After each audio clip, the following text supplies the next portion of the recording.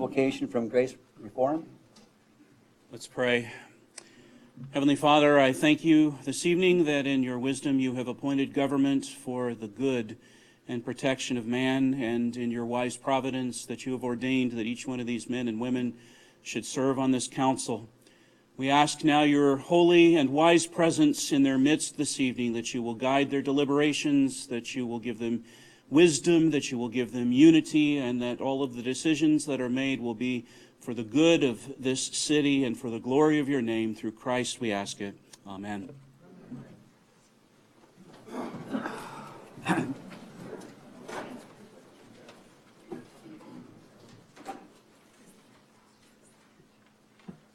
Roll call.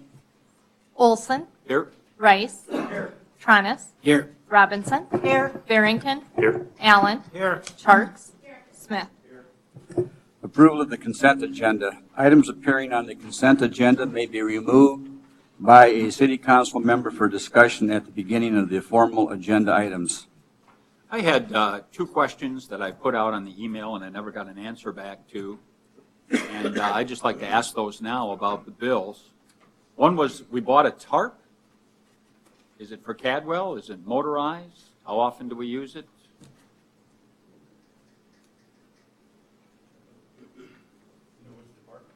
I have no idea. It just said we bought a tarp.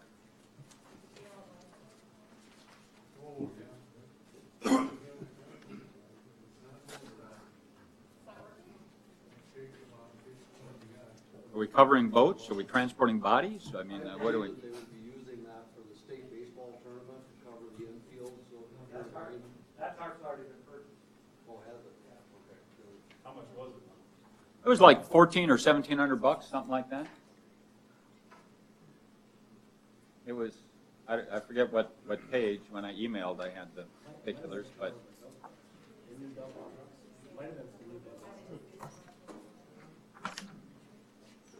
Well, we tarp all of our dump trucks and our long truck, and Kevin thinks it was for our new dump truck. Okay. I thought maybe it was for the baseball field, and I was wondering why, right, and I was wondering why we were buying another one, or if this was motorized We or have tarps something. on all of our dump trucks and the long truck as well. Okay. Then that's fine. I was just curious. And then the other question I had was, why are we paying the city of Woonsocket? Wasn't much, $30, $35, but is this part of the bus business?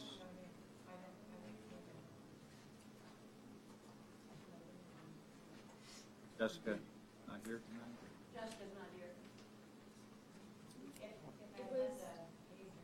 It says City of Woonsocket Utilities Right. Garage 3150, and it is for Sanborn County Transit. Yeah, okay, I thought it was, and I was hoping that Jessica would be here. I have a bee in my bonnet, a burr under my saddle about this. We're denying funds to nonprofits here in Mitchell that do good work because we're cutting back on the budget, and I understand that. But unless Woonsocket and these other communities are paying all of the expenses of the service, the driver's wages, benefits, unemployment, workers' comp, fuel, repair, maintenance, depreciation, a portion of the administrative time, a portion of the match, the bus. I just don't understand why taxpayers in Mitchell should be subsidizing directly and indirectly a bus service in Woonsocket or anywhere else while we're telling places in town that do good work they can't have money. So. And I can speak to one thing. Sanborn County Transit is no longer partnering with the city of Mitchell. They stopped that this year, and they're not included in the 2017 budget. Sanborn County is no longer a part of it. So when does that happen? When are we It's done? already, I believe it's already done. Didn't it, are you on that board, Susan? Okay. 30th of September is what they think the date was.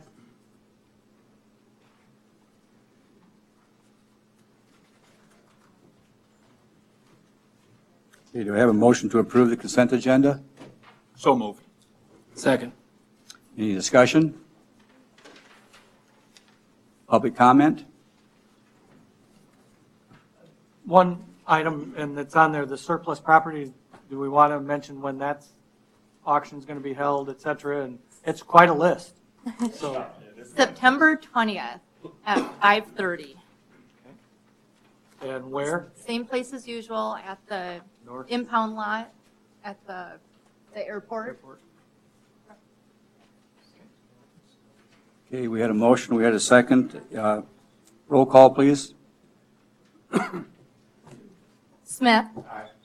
Charks. Allen. Aye. Barrington. Robinson. Tronis. Rice. Aye. Olson. Motion carried. Citizen input. If you need to address the mayor and members of the city council on an item that was not on the agenda, excluding personnel items, please come forward to the podium and state your name and your concern. Presentations are limited to 3 minutes.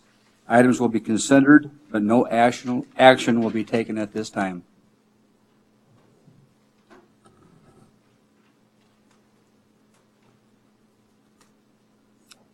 Stephanie? I do have the one update that was requested by the council regarding the indoor pool. And just 2 comments to make. The city has added a portion on our website. If you go to your government, you can click on current city projects and you can see any new information. There are some questions about why the bid we have not went out to bid for the design specifications for the pool. The timing for that has always been planned for either November or January, depending on the bidding climate. At this point, we're still anticipating a November, late November, December timeframe. Last update we had, I think they were over 50% complete on the design document. So we have a meeting coming up here sometime in the next couple weeks where they're going to have us look at some of those specifications. Nothing has changed. The city's not involved in that process. That's when the architects and engineers kind of do their work. If anybody has any questions, we will continue to put any updated information on here as it becomes available. So when those bids are scheduled to be released, I'll make sure I note it on the subpage of the city projects. Any other input?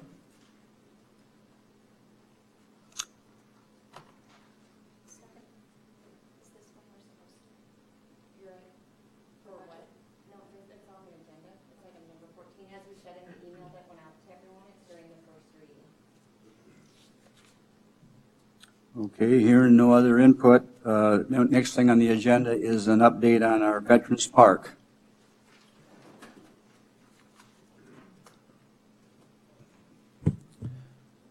If you look on the board up there, Stephanie will pull up a design concept that was created by Civarella Design, and it was designed with feedback from some of our group.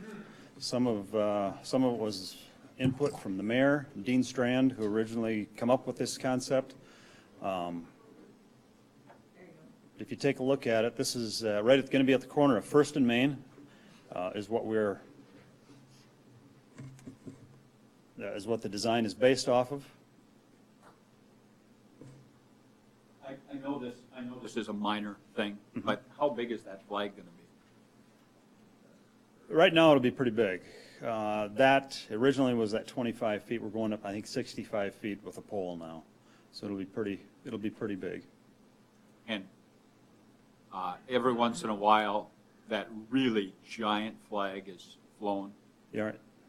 Are we talking that size? No, it wouldn't be that big.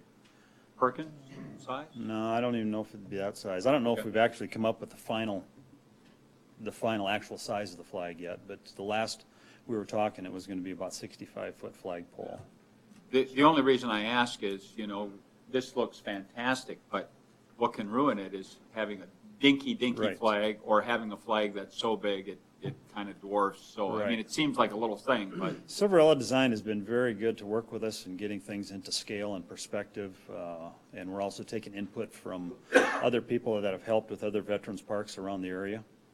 A few other things I want to reiterate. We recently had a raffle on a golf cart. Many of you know that green one that we were selling the raffle tickets for.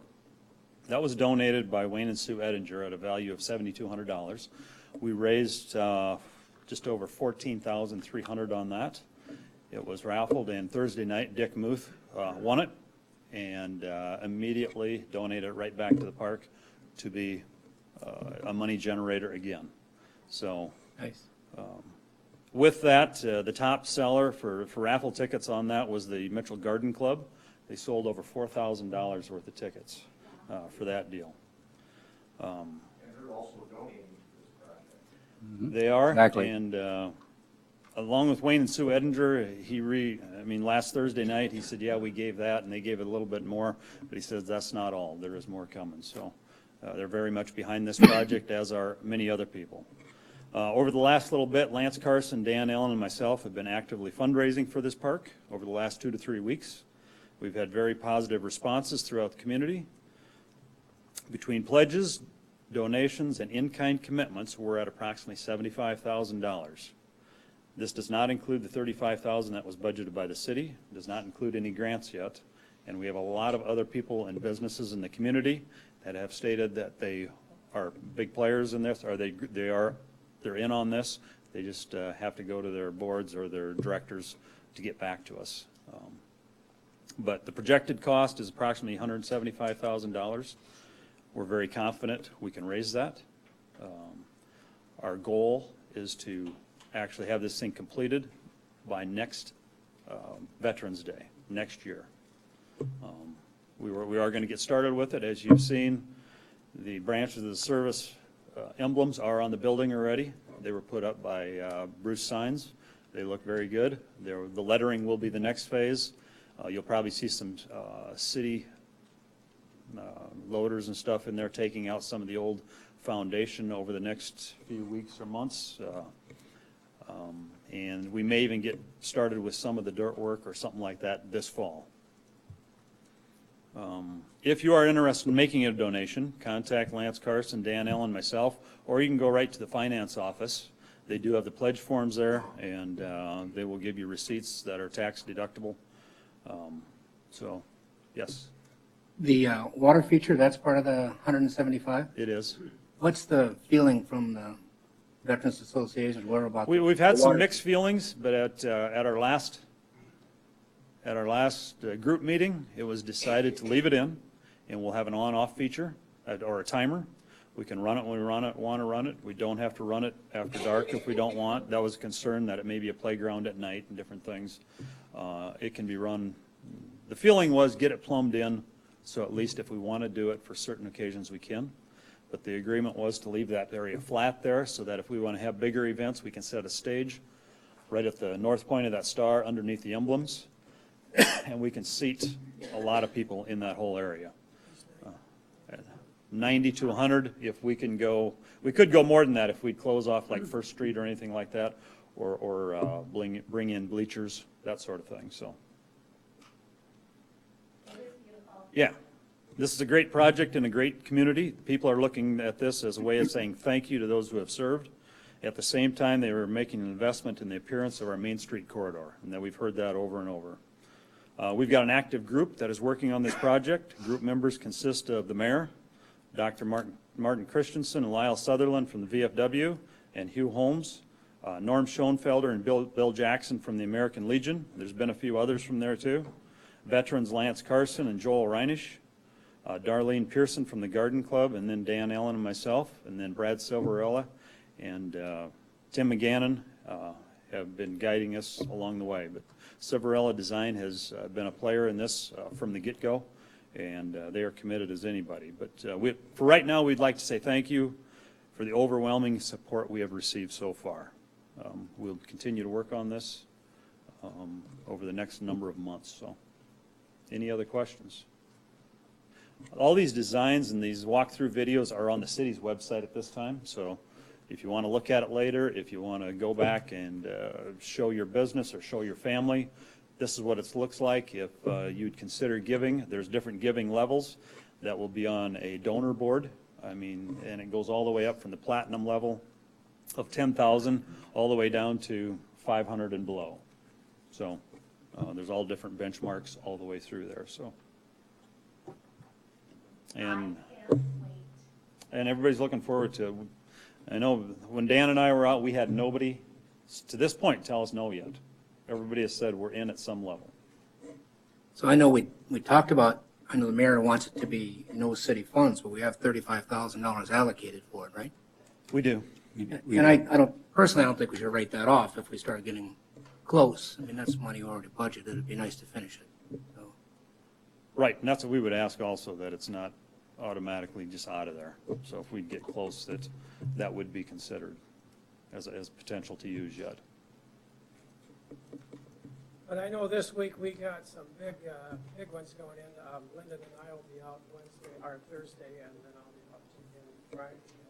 And going back to what we did, ask them, and we'll get back to them. So this will be the 2 weeks to give.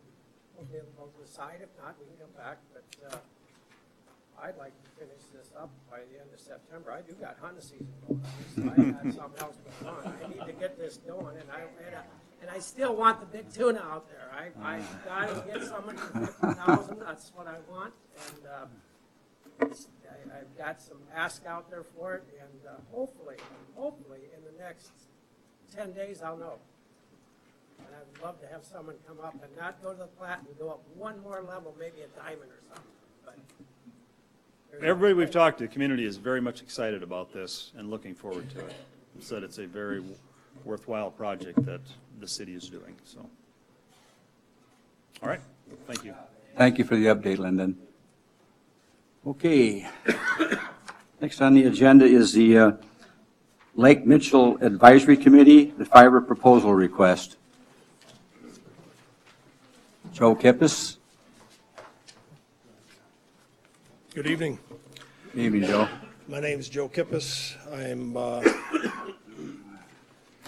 speaking on behalf of the Lake Mitchell Advisory Committee. I've handed out 3 documents, and there's a cover letter that just identifies some reasons why we believe that FIRA is a good answer to our problem. It also points out some concerns that we have that FIRA still has to answer. And the second page is a breakdown of the cost estimate. The cost of this phase is $71,000. So there's 5 tasks being performed on this breakdown, and within each one of those tasks, there's a number of activities that make up that task. And it also will show you the hours required to perform each of the tasks. So it ends up rolling into a total of $73,725. Now, that's $3,000 of that has already been committed. And so the net, should we proceed with this, the net would be around $71,000. And then the final page, which is a document from FIRA that describes what does this phase 1 mean to us. And if you look about 2/3 of the way down the page, if you look at this document, there's an explanation of phase 1. It begins in this initial phase. And then it goes through the 5 issues or the 5 steps that they're going to go through on this phase. And then Mike Sotek, the owner, civil engineer with FIRA, explains in some detail just what does this phase mean.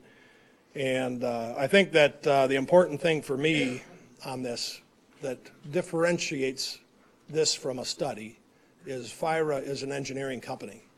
And what they do is they create designs based on information they gather.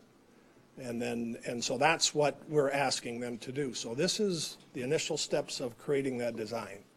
And it's important that they go through that process. Maybe I'll back up just a little bit and explain why we think that a company like FIRA is our best answer. And I know that there's a lot of interest, not just in Mitchell, but in all of South Dakota, that the way you improve your lakes is you fix your watersheds. And that is correct. That's part of the solution. The problem that we have, especially in our lake, and other lakes have it, is our lake has resident phosphorus. And no matter what you do with the watershed, the phosphorus in the lake is going to be there. And it's there at a level that it will always be able to feed the algae. And so even if you go into the watershed, employ best management practices from Mitchell to Wessington Springs, you're still going to have resident phosphorus in the lake. And consequently, if you're going to improve Lake Mitchell, you have to have a program that uses engineering solutions in our lake to correct those problems, and conservation and engineering solutions in our watershed. You have to have that. And this is what FIRA offers. And now the first step of this is collecting data so they can move on to the next step, which is coming up with a solution. And that's why, I guess, in our opinion,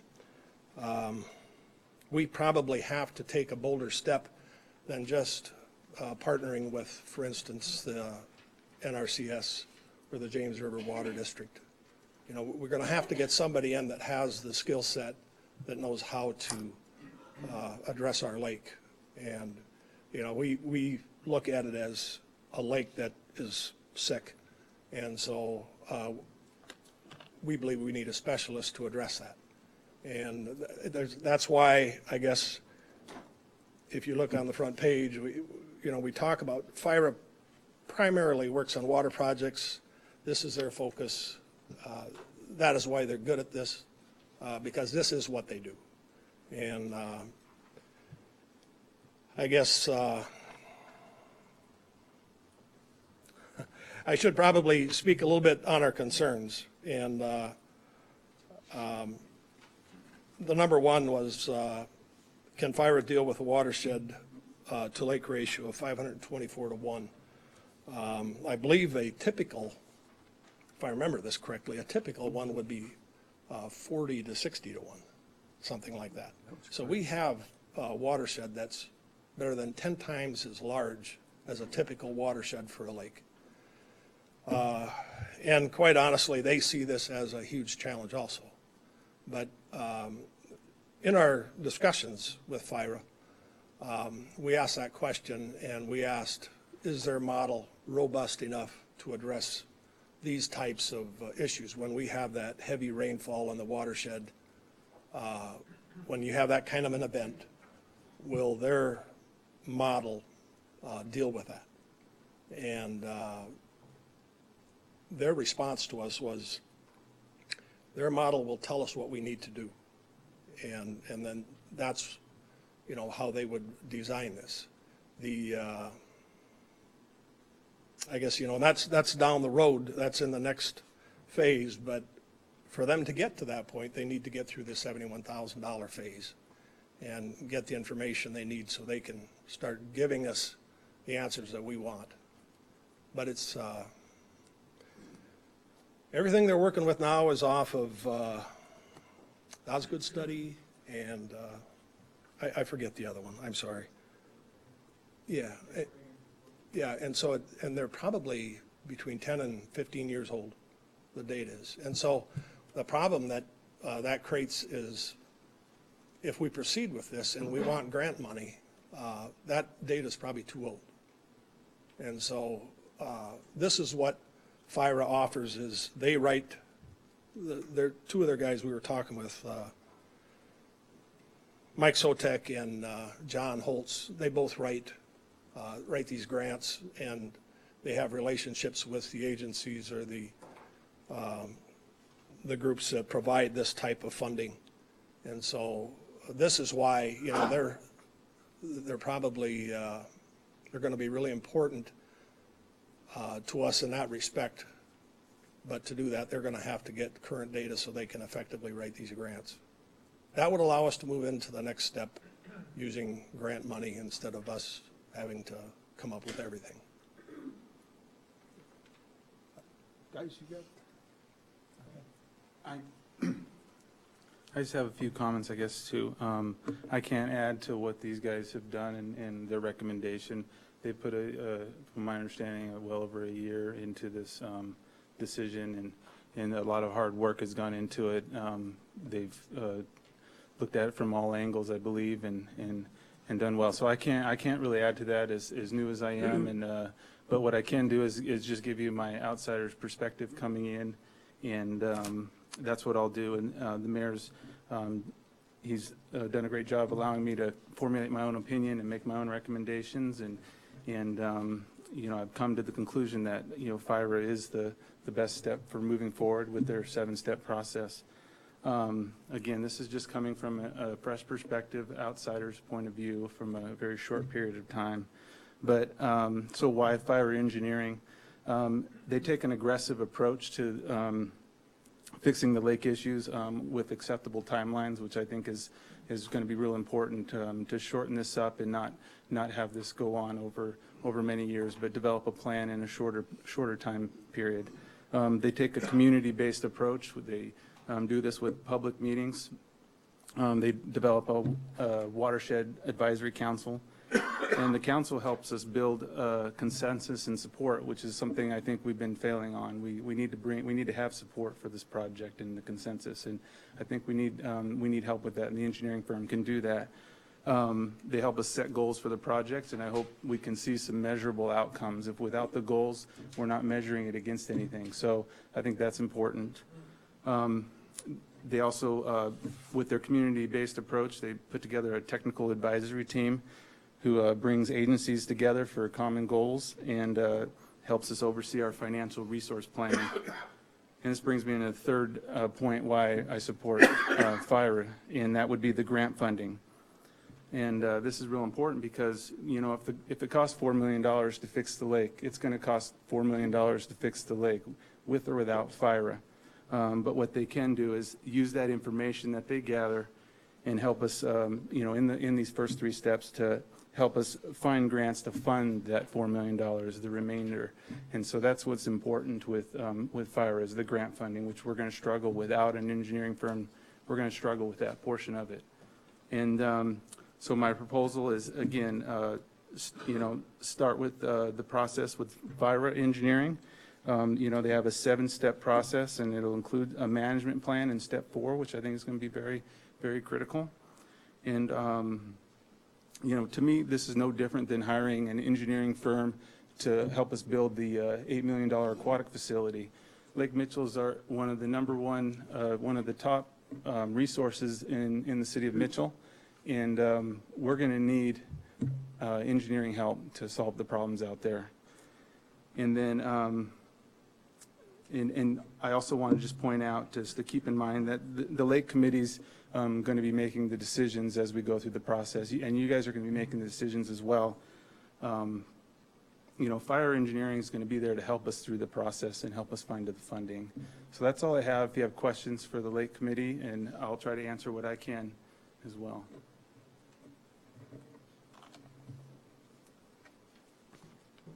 I've been on the Lake Committee, and I totally support the FIRA Engineering, and I think this is our best way to go at it. Coincidentally, I just returned from a weekend in Omaha.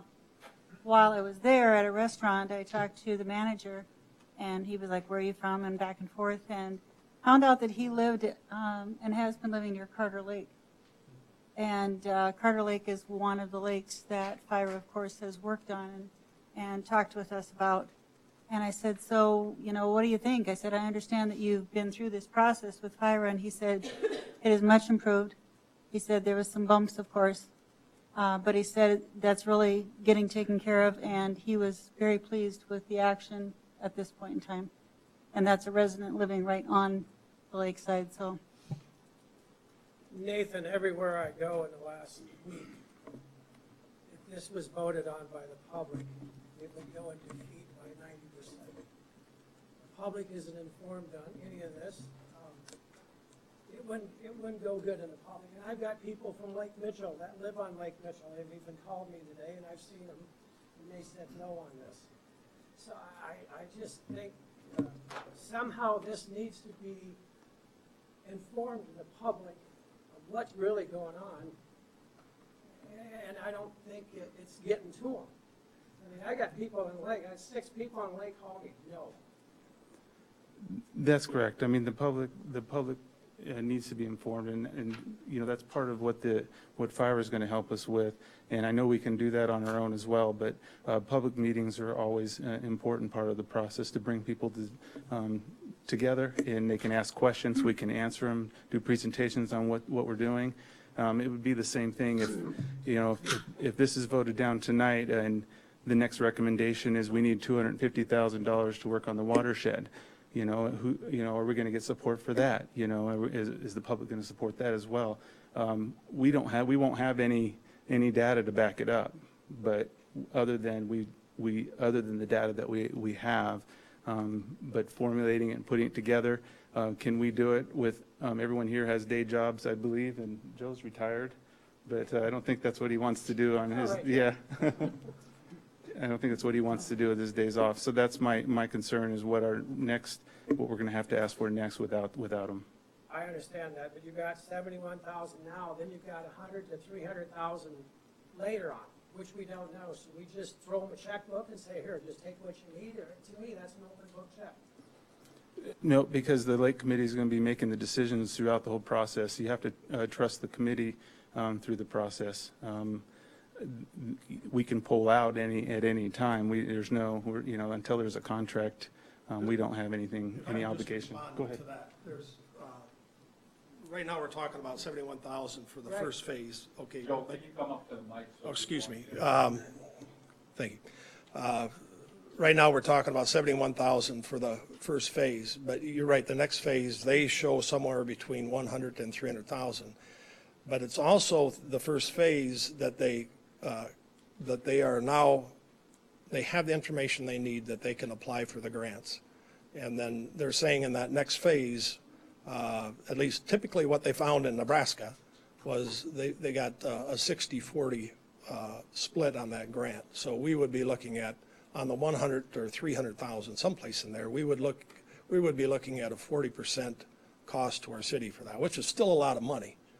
But I think that's the part of this that's a little bit scary, and quite honestly, it's what affected our committee when we first started talking about the millions of dollars that a project can cost. But you probably then have to apply the second line and say, the only way you can do it is if you get grant money, because you probably can't ask a community to write that kind of a check. Joe, can I follow up on that and just ask you a couple of questions about that? So the $71,000, and I just want to be sure that I understand what the money will pay for. So the first $71,000 is purely data research. Is that correct? It's, I want to speak to it. Like it's gathering data for $71,000. Is that right? Yes. Okay. It's their initial gathered data gathering. Yeah, data gathering. You know what I'm saying? Gathering. It's their initial data gathering to start creating the design. Okay, and then the next 100,000 to 300,000 is to create a plan. That builds the plan. That's the one that says this is what you're going to have to do. Is there any implementation of that plan with that $1,000 to $3,000? What they talked about was, as they're going through it, they're identifying, with the 71,000, they will go through the lake and they will do basically an inventory, a mass balance. And with all of the inputs and a mass balance of nutrients, I think they call it. But with that, they're going to find out where are the key locations. And let's say they find 10 key locations where there's contribution to the phosphorus in Lake Mitchell coming from each of these, but number 7 is a really big contributor. So then they would recommend, here's where we should start spending money. And we can start controlling that. And they were the ones that told us it's probably during this step that we start picking out some low-hanging fruit, and that maybe there are things that can be handled within our city, through just maintenance efforts or whatever. But that's what they're telling us is, in this first phase, if we see those, then they communicate that, and perhaps we can start dealing with that. Okay, I'm going to just keep following up a little bit. Yep. So one of the things that I've had many people say is, why don't we have people in our community? We have people in our community that can do these things. So my question is, let's say hypothetically, we spend the $71,000 and FIRA gathers their data and they make us a plan, and then we take that information and hire our own people to do that work. I would assume that all of, for instance, all of the Do we physical own it? work. We would own that. We will own that information. And with we FIRA. will be able to implement, like, we could say, thank you very much, we're done, and we could walk away and say, we're going to hire this, whatever, whoever. That's the indication I got. But now I'm going to talk about my own experiences. In the past, when we've dealt with, in my career prior to retirement, engineering companies were protective of that. Right, And that's so what I'm afraid. they kept some of that. But when we asked that question at FIRA, their response was, no, you have that information. That's yours. Okay. So my Joe? next question is, you referred to the other studies that were done 10 to 12 years ago, that they would be outdated if we were trying to write a grant using that information. But is it the same kind of information? Is it, I mean, has this data that FIRA is going to be gathering been replicated in the past? Or is it a completely different kind of study? Well, Can I answer that? yeah, go ahead.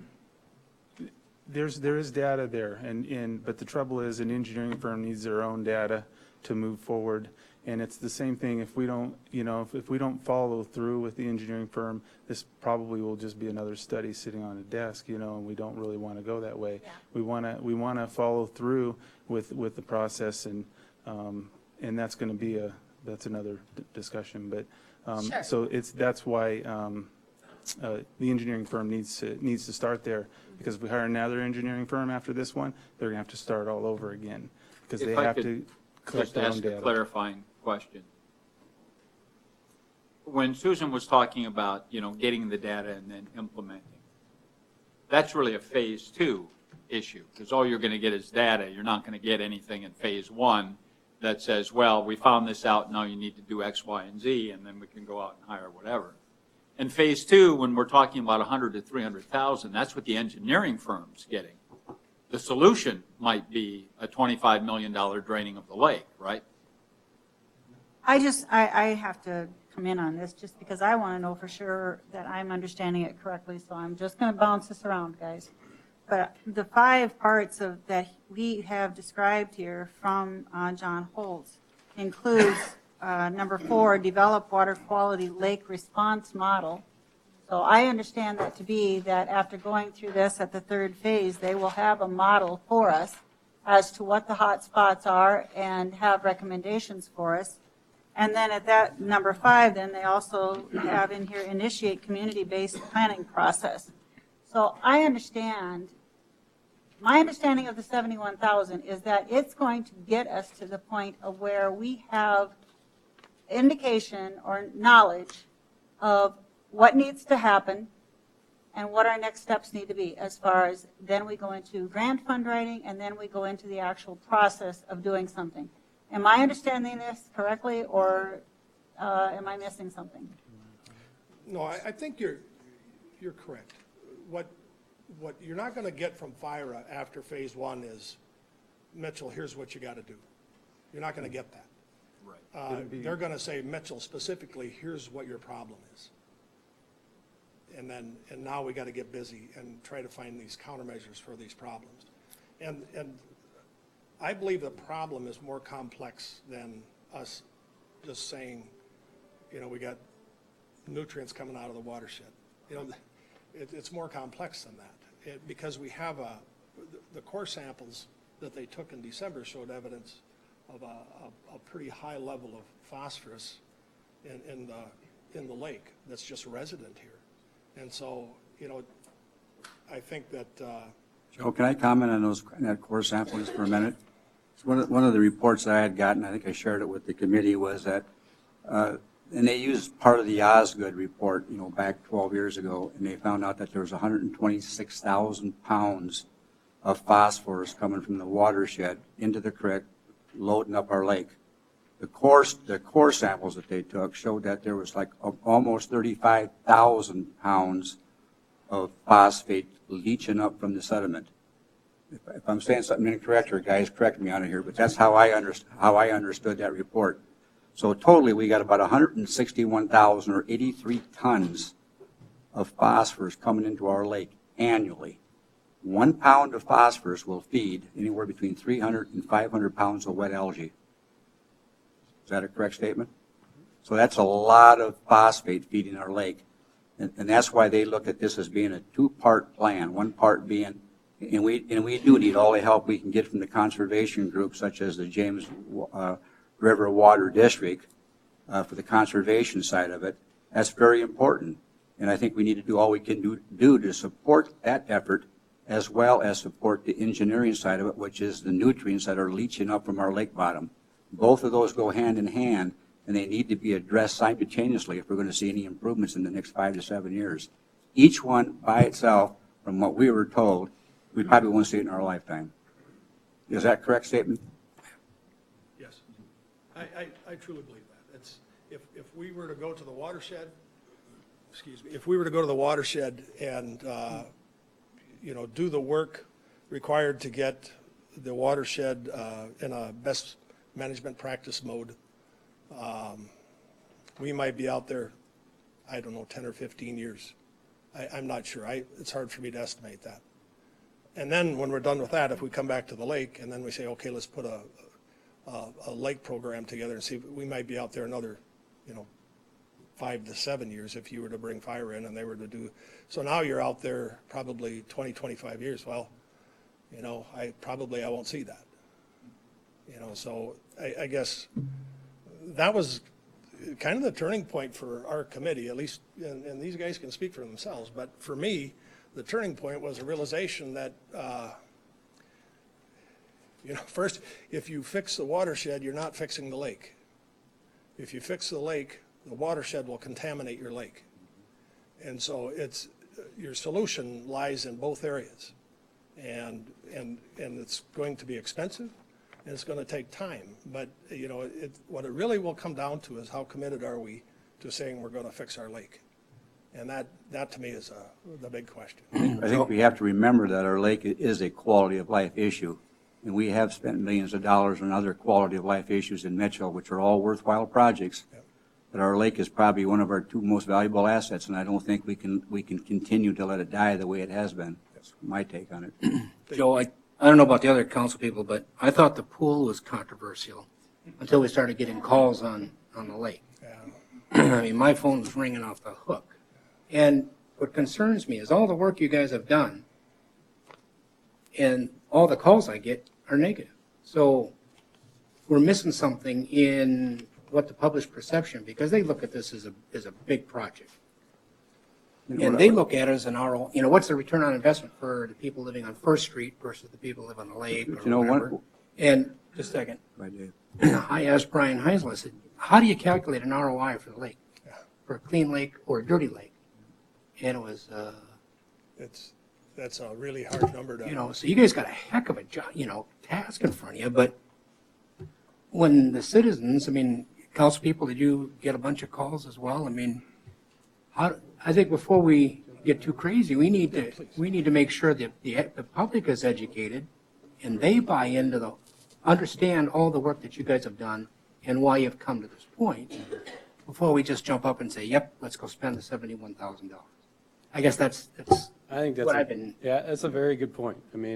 Getting more public information out there is only going to help. Having community dialogues about it is only going to help. You got to have people come to those things when they do happen, but at least the city gives it the best effort. A couple points to that is I think there's sometimes a tendency for people that are for something to not speak up and say it. If you're really against something, that's when you're mad and you get on the phone. The people I've spoke to and personally have been very much for it. They are my age. They're my friends and other folks that I hang out with.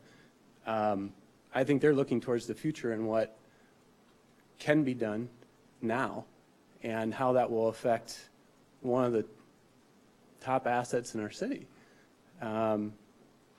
So I'm not doubting either of your opinion in that you're getting some negative feedback, but I almost wonder if, are we not hearing from the people because they may be on board with it and don't realize they need to speak up loudly or as loud. And I also think you're right on that maybe there's a fair amount of people that just aren't informed or the information hasn't gotten out to them to make a educated judgment upon which direction they're in favor for. But ultimately, you know, when a conversation strikes up about the lake, two things that I hear is, oh, it's green or there's algae, you know. And then the other thing is, well, I've got an idea. And usually those ideas are pretty valuable. You know, they all have value, I think. But the challenging thing with those ideas on whether it's planting cattails or, you know, working up in the watershed or taking care of storm sewer runoff coming into the lake is how do you know the impact of that? And with these models that they're going to be building based on quality data that they're putting in now, but also using from previous studies, they're going to be able to tell you, okay, these are our top 10 items that we're going to go after. Now, they may not be able to say the solutions for those top 10 things in this first phase, but they're going to say these are our top 10 problems.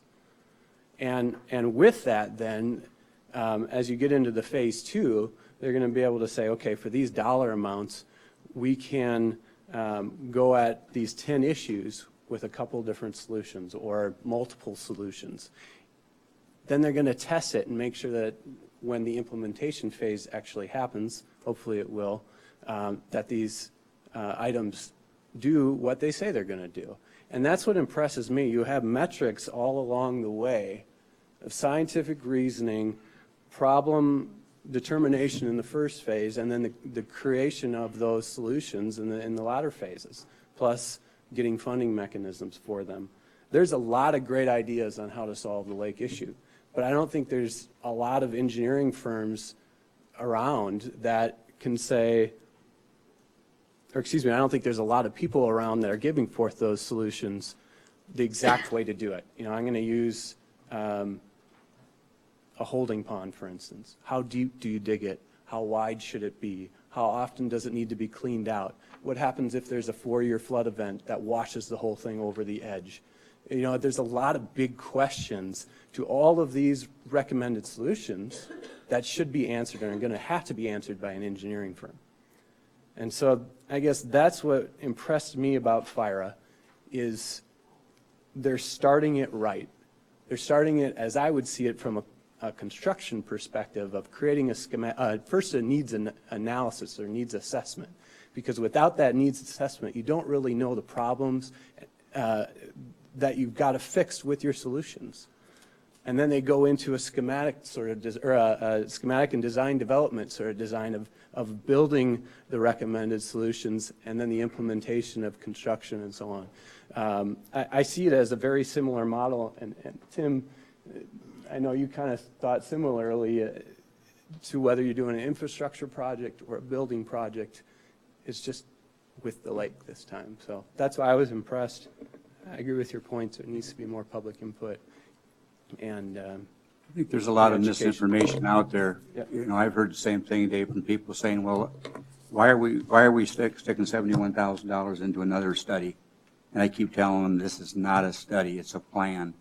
I mean, I think everybody will concur in this room that we're all sick of studies. We've done studies for 25 years, but this is the start of doing things to identify where the hot spots are and where we need to throw our dollars at. It's you know, right now we're throwing a dart in the dark and hoping we hit a target. Or this will identify those targets for us so that we can start, you know, planning. I think I'm going to quote Tim McGannon on this. You plan the work and work the plan, and that's what we're trying to do here. And I think this is what this is going to give us. And we do need to get more information out to the public because the public is misinformed. I mean, I've heard that word over and over, and every time I hear it, I kind of cringe when I hear the word another study. It's a plan, and that's what we're trying to work on here. But Mayor, to be fair, the initial investment is, for all intents and purposes, a study. It's a data It gathering is data process. gathering. So the plan doesn't come till the next installment of money. But, I mean, to be fair, but I understand what you're saying. You know, But it's working toward that end project. Sure, absolutely. And I have to say that I kind of go back and forth on this a lot. I believe that, okay, I'm just going to say it. When I hear what FIRA can do, I'm like, what's our holdup? You know, why are we not going forward except for that big dollar sign in the sky that we have no idea where it's going to end and how much it's going to cost? That's a huge thing. That being said, the fact that there is zero public support is a huge deal too.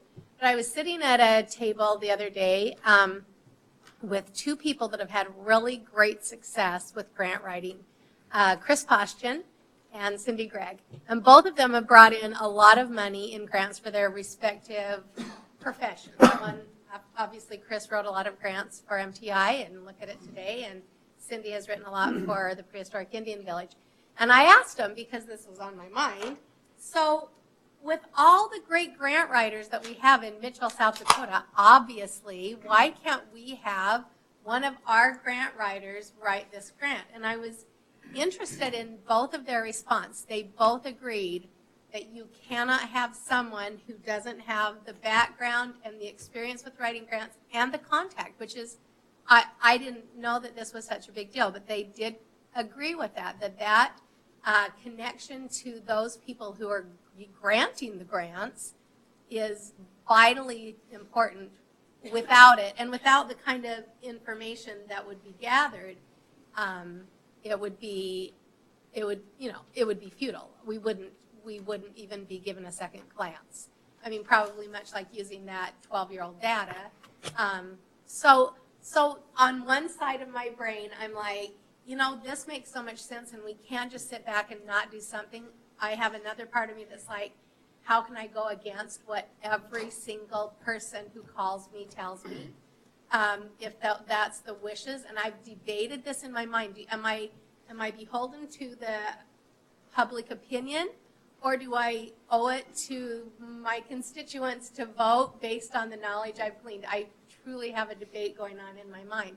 But I do understand the importance of having someone, and once again, I reiterate that if there's someone in our community that has those contacts that can write those grants, then hey, let's capitalize on that. But if we don't have anyone who has those skill sets or those contacts or that engineering and water conservation, whatever you want to call it, knowledge, then I don't know who else we're going to have do this. So that's where I'm at. Mark, I think there are three problems. The first one is, if Lake Mitchell were still our water supply, we would have passed this an hour ago. But it's not. But it could become that. It could. I But think that's the other thing. If someone was calling me and I just say this to the council, if someone was calling me and asking me why would we support this, ask them if they were here 15 years ago and smelt that water and tasted that water. And if we have a pipeline break, this is our secondary source of water. This is our emergency water. So I know everybody's burned by past studies. We're not here to talk about the past. We're here to say, what are we going to do for the future of the lake? And if we're not going to do anything, that's fine. Let's fill it in, put some houses up, and get some tax dollars out of it. But this lake is vital to us as a community if something happens, and we're ignoring it. I think that's why we're here. We want to move forward.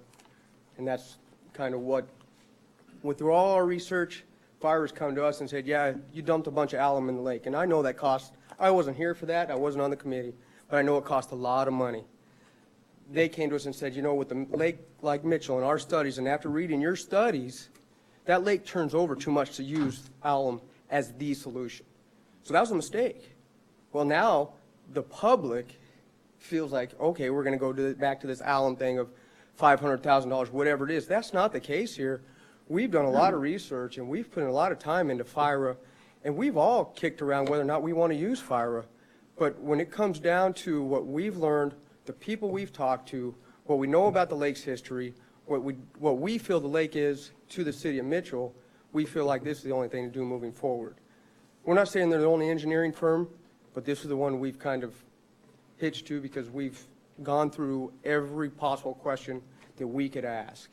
So as far as the public input, I agree There's a lot of negative around the lake because of a lot of money we spent on the lake and nothing has happened. But it's a huge task in front of us, and I'd say for us to do nothing is absolutely the wrong thing to do. If we're not going to do anything, then we shouldn't have a committee, and we should just move forward with something else.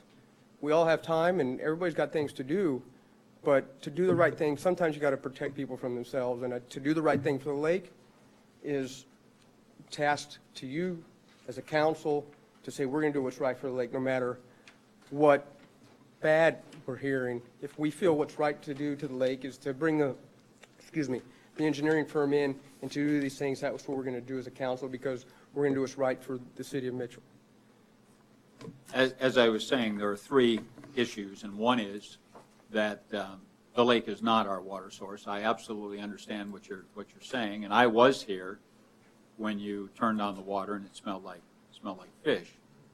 But it has gone from a municipal issue. I don't say this is right, but it's gone from a municipal issue that affects every single person, gets back to Dave's point, to now where this issue is viewed as simply a people who live around the lake or people who use the lake issue. The second thing is, this is a study. And I understand we're going to lead to a solution, but when people talk to me about doing something about the lake, they don't have any confidence that if this study does produce solutions, that the city will be able to afford to finance them. You know, whether it be draining the lake for $25 million or buying up all 560 some watersheds and putting up fences and keeping the cattle out, or, you know, whatever the case may be. So, you know, if this were going to produce, yes, you need to A, B, C, this is the cost. It kind of gets into what we were talking about with the pool. Okay, what's the operating cost going to be? And nobody tells us yet. So that's the issue. People are tired of studies. People view the lake as a parochial problem. I don't say that's correct, but they view it that way. And then even people who are for doing something for the lake, they have no confidence that we can afford it. And even if you're getting 40% of $25 million, that's still a lot of money to come up with for what? So people around the lake can use their boats. That's the perception in town. So really, that is the difficulty that you're up against. And I appreciate that, because I hear that also. But if I go back to our Focus 2020 study that we valued highly, Lake Mitchell and it being a main contributing factor to the further development of the city of Mitchell was about the only thing that was singled out. When I look at that, the Corn Palace didn't show up. I'm sure there was work there, but Lake Mitchell did. And so what has changed about that? You know, what has changed that now all of a sudden the lake isn't that big a deal that we shouldn't be considering investing in it? I mean, if at one point we said that's a key factor to us improving, now we don't feel that way? And how did we get from there to here? You know, this whole committee was actually formed based on the Focus 2020 that this city went through, and I can't remember the timing of that. It seemed to me it was 2011. Anyway, so that's where I get back to Justin's comment. If we're not going to do this, then what was our purpose? Because what we're finding is everything else is, quite honestly, we were favoring a program that went into the watershed, and what that would do would buy us a lot of time, and in the end, we'd have what we have now. So our committee had to back up from that stand and say, you know, if we're asked, it was posed to us, why don't you just bring a solution forward? And so that's what we're bringing forward as a solution, and quite frankly, we recognize that our solution creates some problems, especially with public perception. Sorry, Joe. Go ahead. Procedural question. Moving forward tonight, if we said, okay, we want to keep the $71,000 in the budget, does that mean they automatically get to spend it? Well, it's currently contained in the mayor's budget. I think our policy currently says any expenditure over, is it 5,000 or 10,000? Requires the council approval. You would have to be signing an agreement anyways for the engineering firm, so that's going to come through. So my question would be, okay, so if we approve to leave the money in the budget, we said, okay, we have to have a lot more city input, citizen input, before we actually say, yeah, go out and spend it. Is that possible? City council has to approve the contract with FIRA. That's not what we're doing tonight. Right.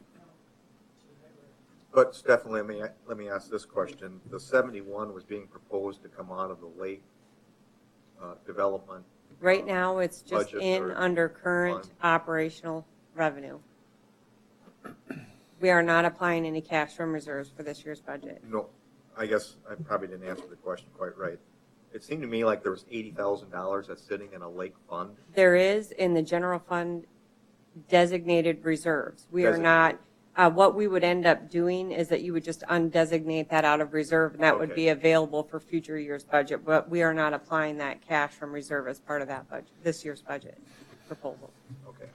A couple of things come to my mind when, with all the discussion is, one, as I understand, we promised BY when we did that we would keep the capability of using Lake Mitchell water as our backup system. Am I correct? Part of our contract. It's part of our contract. And there are times during the summer that we are, thankfully at this point in time, still being covered by BY when we are over our limits. But there is potentially the point at which they may say, this is what we're going to give you. You will have to use lake water to supplement. Am I correct in that?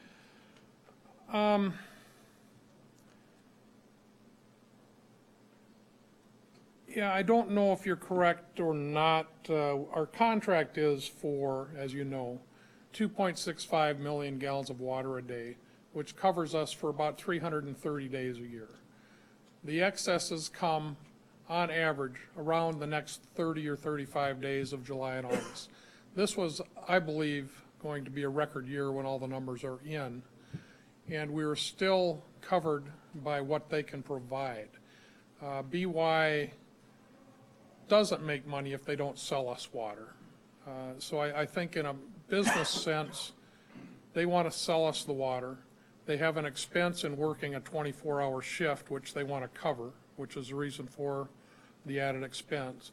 But I don't see BY saying, we're just not going to sell you the water anymore. Unless they didn't have it. Yeah, unless they didn't have it. of And, course. and also, depending on if the look of our community is different, we're talking about as we exist right now, not what our community is in 5, 10, 15 years from now, and you're talking about 10, 15-year plans. So, I mean, there is that potential. But the other question then that comes to my mind is, in this bottom statement on the first page, they say, with this phase, we will have developed the information by which to assess what range of alternatives might be available to address pollutant loading to Lake Mitchell and begin to bracket the costs of some potential solutions. No specific plan as to we're going to do this or we're going to do that or what, this is what you have to do. You need a pond here, you need whatever. No specific plan, design or costs will be developed during this phase. That does tell me, though, that they will, as I understand it, they will be generating suggestions to us of the things that may be usable to address the issues that we have with the lake as a whole. Well, I think the mass balance, as I understand it, if there's 1,000 pounds, I'm just going to round the numbers. If there's 1,000 pounds coming in, 700 is coming from this spot, 150 is coming from this spot, 50 is coming from runoff from the storm sewer. They're going to try to find where that 1,000 is coming from. 1,000 in, 1,000 out. They're going to try to find those balances. So now we know where the big part of our problem is coming from, and here's how we think you can fix it. It doesn't give us a plan that says this plan for $30,000 will fix that. It doesn't do that yet. It will eventually in parts of the study. And I'd like to make a comment. We haven't done a very good job of promoting what we've done in Lake Mitchell so far. You know, we've done the dredging of the lake. Before my time, what I've seen and heard is it wasn't very well thought out. We dredged the cattails and left the sediment in the bottom of the old creek bottom. That may be the worst case that we've done, but otherwise, the diagnostic feasibility study and the AgNEPS computer model, which was agricultural non-point source, went into the watershed and actually mapped the slope of the land, the soil type of the land, what was growing on the land, what can be generated in phosphorus from that land. That data should all still be very good and usable by FIRA. From that AgNEPS and diagnostic study, we've moved at least 20 feeding operations out of the watershed, not out of the watershed, but out of the creek bottom, fenced them off. We built lagoons for holding the manure. Of those 20 animal feeding operations would amount to the equivalent of approximately 2,000 cattle that we've taken from standing in the creek to standing over the side of a hill, and their runoff goes into a lagoon that holds up to a 25-year rainstorm, and they can use that then for fertilizer or other uses. Also from that diagnostic study, we have moved a storm sewer that drained most of Sanborn Street, Main Street, areas, Vern 94, that area, whole area, used to drain directly into Lake Mitchell. It now drains below the spillway by the water plant. So that was about a $2 million project when it was built back in about, I'm going to say 2002 or something. So that storm sewer was from the diagnostic study. We've rip-wrapped areas or re-rip-wrapped areas from broken rock and wire baskets and red rock in the campground to the Sportsman's and Day Camp, Camp Arroyo. We've built buffer strips, and I believe the diagnostic study and the projects we've built have improved the water quality in Lake Mitchell. The Osgood study put alum in the lake, and if any of you were here when Osgood was presenting his study, he highly recommended one loading of alum in the lake and then putting an alum feeding system in the creek so we could feed enough alum to treat the new phosphorus coming in, which was the recommended way of doing it. We felt we couldn't afford that $1 million all at one time, so we did it over a 5-year period. But I think the alum has also done some good in the lake. It's kept, and it may be worn off by now, but when we did the Osgood study, we were talking about 500 and 600 parts per billion of phosphorus in the lake. The new testing and FIRA is talking about what they're seeing, 350 to 400 parts per billion. So I believe we have not promoted ourselves well enough, and most of these studies have produced some good results in Lake Mitchell. I think the water is better than it was when I moved here. FIRA, when we did the conference call last week, I was on the phone. Several of them were actually in the room with FIRA in Omaha.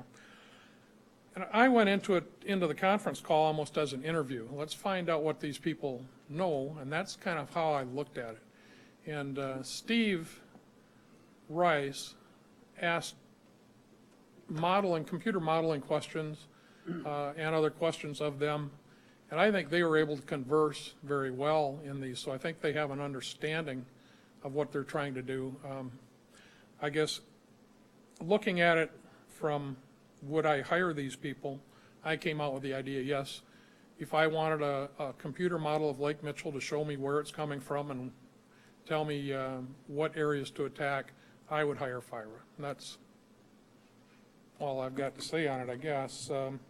Funding EPA 319, NRCS, they talked about all that in the conference call. They talked about gathering public input, having public hearings. That's part of the process. Selling what they're doing to not only the federal government, but to the locals. So. I got a couple comments. And Tim, yes, I was on the phone, and I lived here through the dredging and through the Osgood study and the Kringen report and all of those items. And the comment that, yes, this is another study piqued my interest when FIRA gave us the presentation on whatever that time was in January or whatever, showed us the PowerPoint and talked about a lake model. So I got my hands on the Osgood report and the Kringen report and various other phosphorus mobility, phosphorus bans, all sorts of other reports, and read through them. And a couple things kind of stuck out, and Tim hit on a couple of them. In the Osgood model, or the Osgood study, if you want to call that, the objectives were to evaluate lake and watershed conditions, develop appropriate water quality goal, which ended up just being a 50% reduction, which I don't know how that became the goal, but that's what it was. Conduct field studies, develop a water quality model, and design an alum treatment system. So that's what it was supposed to do. They talk about a water quality model, but the water quality model that they used was a model that was already in existence, and they just took Mitchell data and previous data from the 1990s and applied it to an existing model that already existed that in Osgood consulting method. And one of their conclusions in that was that in 2003, none of the data could apply to the model because of the extremely dry conditions. Well, so now we have a study that is taking our data and applying it to a model, and, oh, sorry, none of that data can apply because my model doesn't work when we have a drought. So to say that we've done studies in the past and had all this stuff happen, and why would we do another one? Well, from this, I can conclude that adding alum to the water did reduce the algae in parts per million in the weeks after the treatments. But it didn't reduce it in the months after the treatments. And part of their philosophy was we'll just overpower it by putting in a treatment system. And if you put enough in, even at 1,000 pounds in a TMDL rain event, a couple inches, whatever, we'll just overpower it, and eventually there won't be any alum, and you'll have fairly clear water. Although if they were starting at several hundred parts per million and only got a 50% reduction, we wouldn't have got down to the 60 to 80 parts per billion range. So I don't know how that was going to end up there. Then in the watershed study, which is really a good study, and they use a lot of AROS data and a lot of on the what grows and what doesn't grow, and showed that we plowed under more acres than we had before, and all sorts of stuff. And Tim alluded to it, and maybe there's 20, but this had 15 different beef operations that were targeted and estimated reduced the phosphorus tons by almost 3 tons. Okay, so then they also talk about, yep, and you could do alum and you could do this other stuff, but if 15 beef operations will reduce 2.75 tons, what beef operations do I need to do to get to 500 tons reduction? And is the type of system that we did in 1998 to 2008 still the same type that you would do today for cattle operation? I don't know. So in looking at that, it piqued me when they started talking about a model. I've had experience with their manufacturing process models where all of your inputs and outputs are completely known, and it's called design of experiments, and I can set up experiments to generate the data that I want. Okay? In this type of, then why I started asking questions, in this type of situation, I can't generate data to give me phosphorus loading in a drought, and I can't generate data to give me phosphorus loading in a 100-year rain event unless I happen to be lucky enough to collect data in a 100-year rain event or happen to be lucky enough to collect data in a drought. So if I've gathered data over a 40-year time frame and neither of those have occurred, the type of model I'm used to making, I can't make. So that's where I got into the discussion and the stochastic probability methods that they look like they use, and they said they use, and it's a proprietary model. And Dave knows, when I worked at Toshiba, the model we used, if I was selling it to somebody, I would call totally proprietary too. We took the commercially available software and information and training and turned it into something that applied to what we were trying to do. I believe from talking with them that that's what FIRA has done. And so if you call it a study or not a study or whatever, it's different in the effect that it will be a model based off Lake Mitchell, not a model based off of whatever Osgood Consulting's model was, or then give us the breadth and width of how much is it going to take in order to solve the problem. And we looked at the information, and on one of the calls, if we're at 350 parts per million and we cut it in half every 5 years by just doing one part, it's 15 plus years before we have water clarity that we want. So that's even maybe if we do both lake restoration and watershed. It still might be 15 years and 4 or 5 million, who knows how much money. I don't know how much we have to pay or how the beef producers or the agriculture people or what type of system they'll end up listing, and it's on all the ones that, at least that I saw, whatever page 17 is, where they showed the little beaker of all the different possibilities of remediation. And they listed dredging, which we've done some already, whole alum treatment, which we've done at least in parts in 3 different years, fish renovation, watercraft management, wetland enhancement, shoreline stabilization, which we've done quite a bit of and Tim talked about, sediment forebays, which we haven't done, bioretention, bioswale strips, vegetation filters, watershed, wet detention pond, septic tank, and water quality inlets, which are basically stormwater, which I think we've addressed all of them, but I'm not sure if we still have some, at least just culverts that run into the lake off of city property. And those are, I don't know, I think there's 11 of them. So which ones of those do we pick? And which ones have the best bang for the buck? That's where I am at. I want to know whether it was technically sound study that they were trying to propose to us. I have an issue that, I don't know where it's exactly going to go after $70,000. But I then turn and ask myself the question, okay, so if I don't do this and we say, can I just jump to the step of writing grants and getting money? What data am I going to use to write the grants to get new money? I already used all the data that we collected to get the grants that said this one was an alum demonstration project and this one was a watershed. Can I just, and this is a question I don't know the answer, can I just recycle this information and get new grants?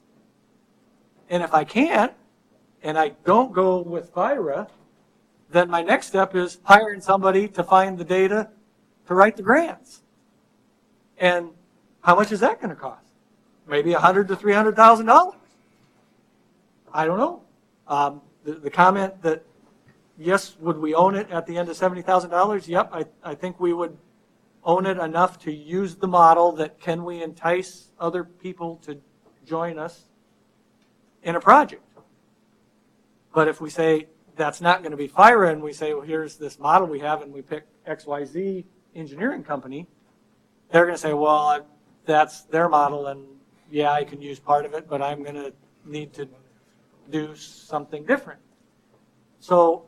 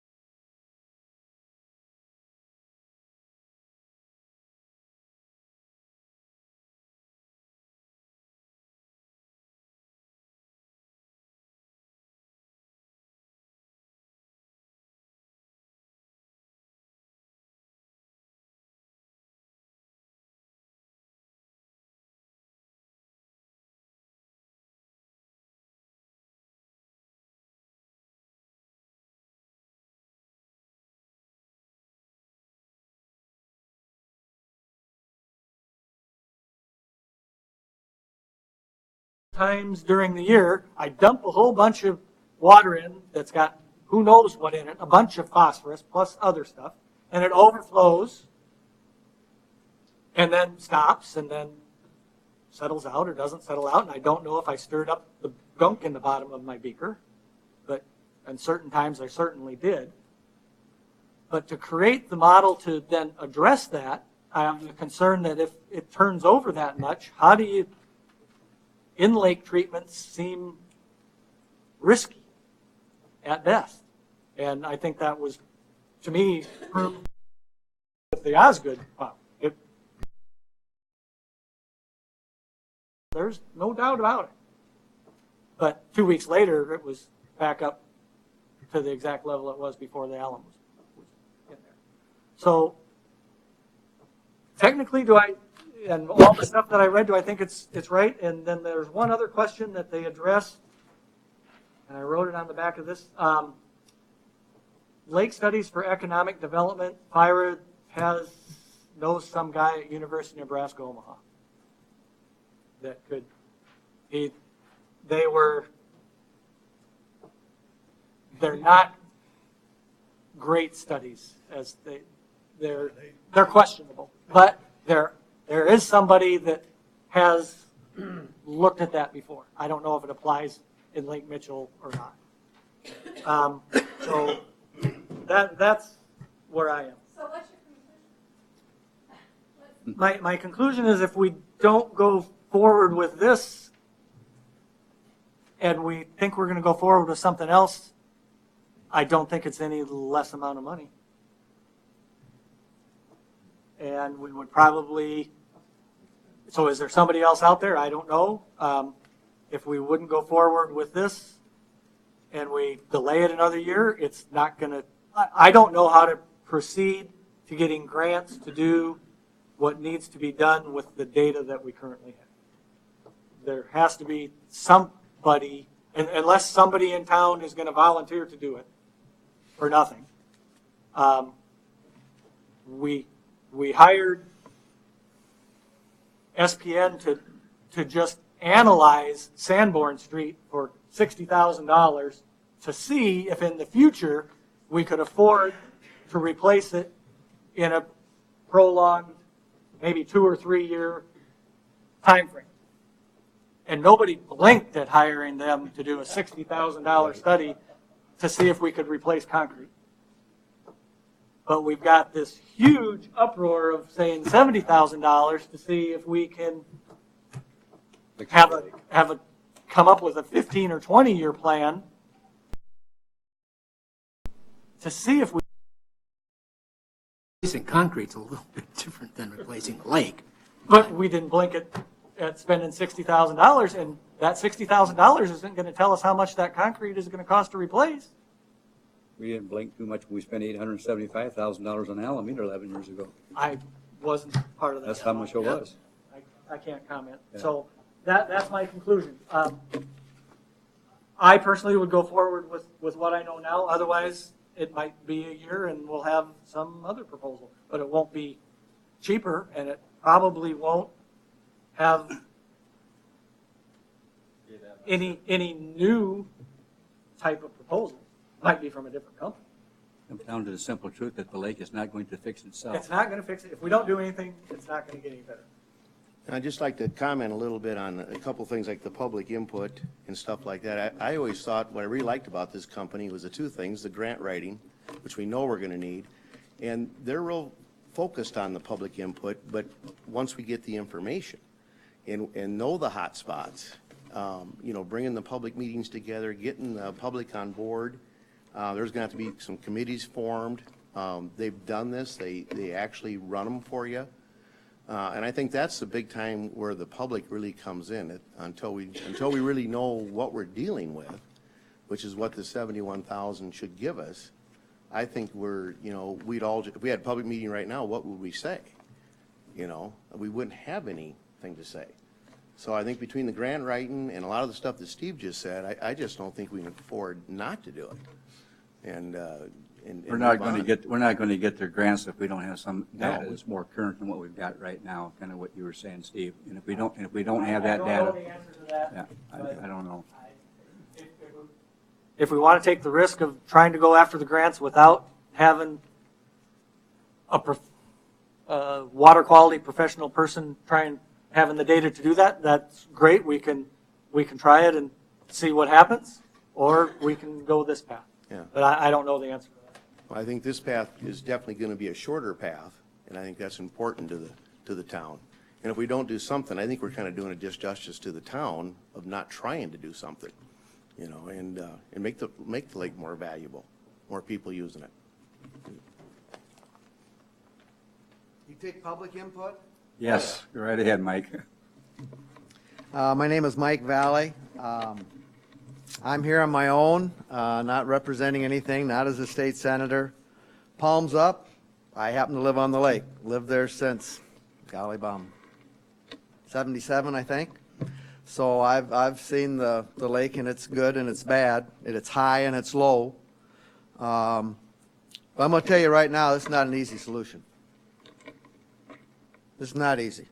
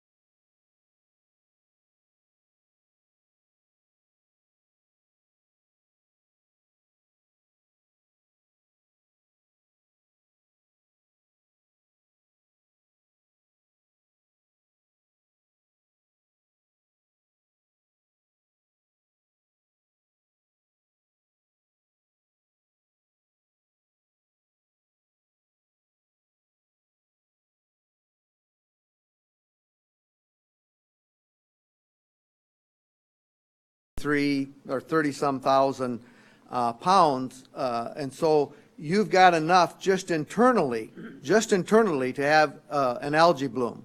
So you've got to get rid of that, okay? But if you get rid of that and you don't put away the 120-some thousand pounds that are coming in every year, well, you just wasted your money. So you got to do a two-pronged approach. And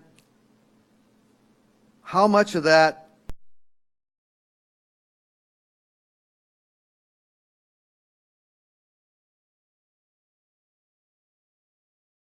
it's at the bottom of that beaker that Councilman Rice had, and it's not going anywhere except it just keeps providing that phosphorus.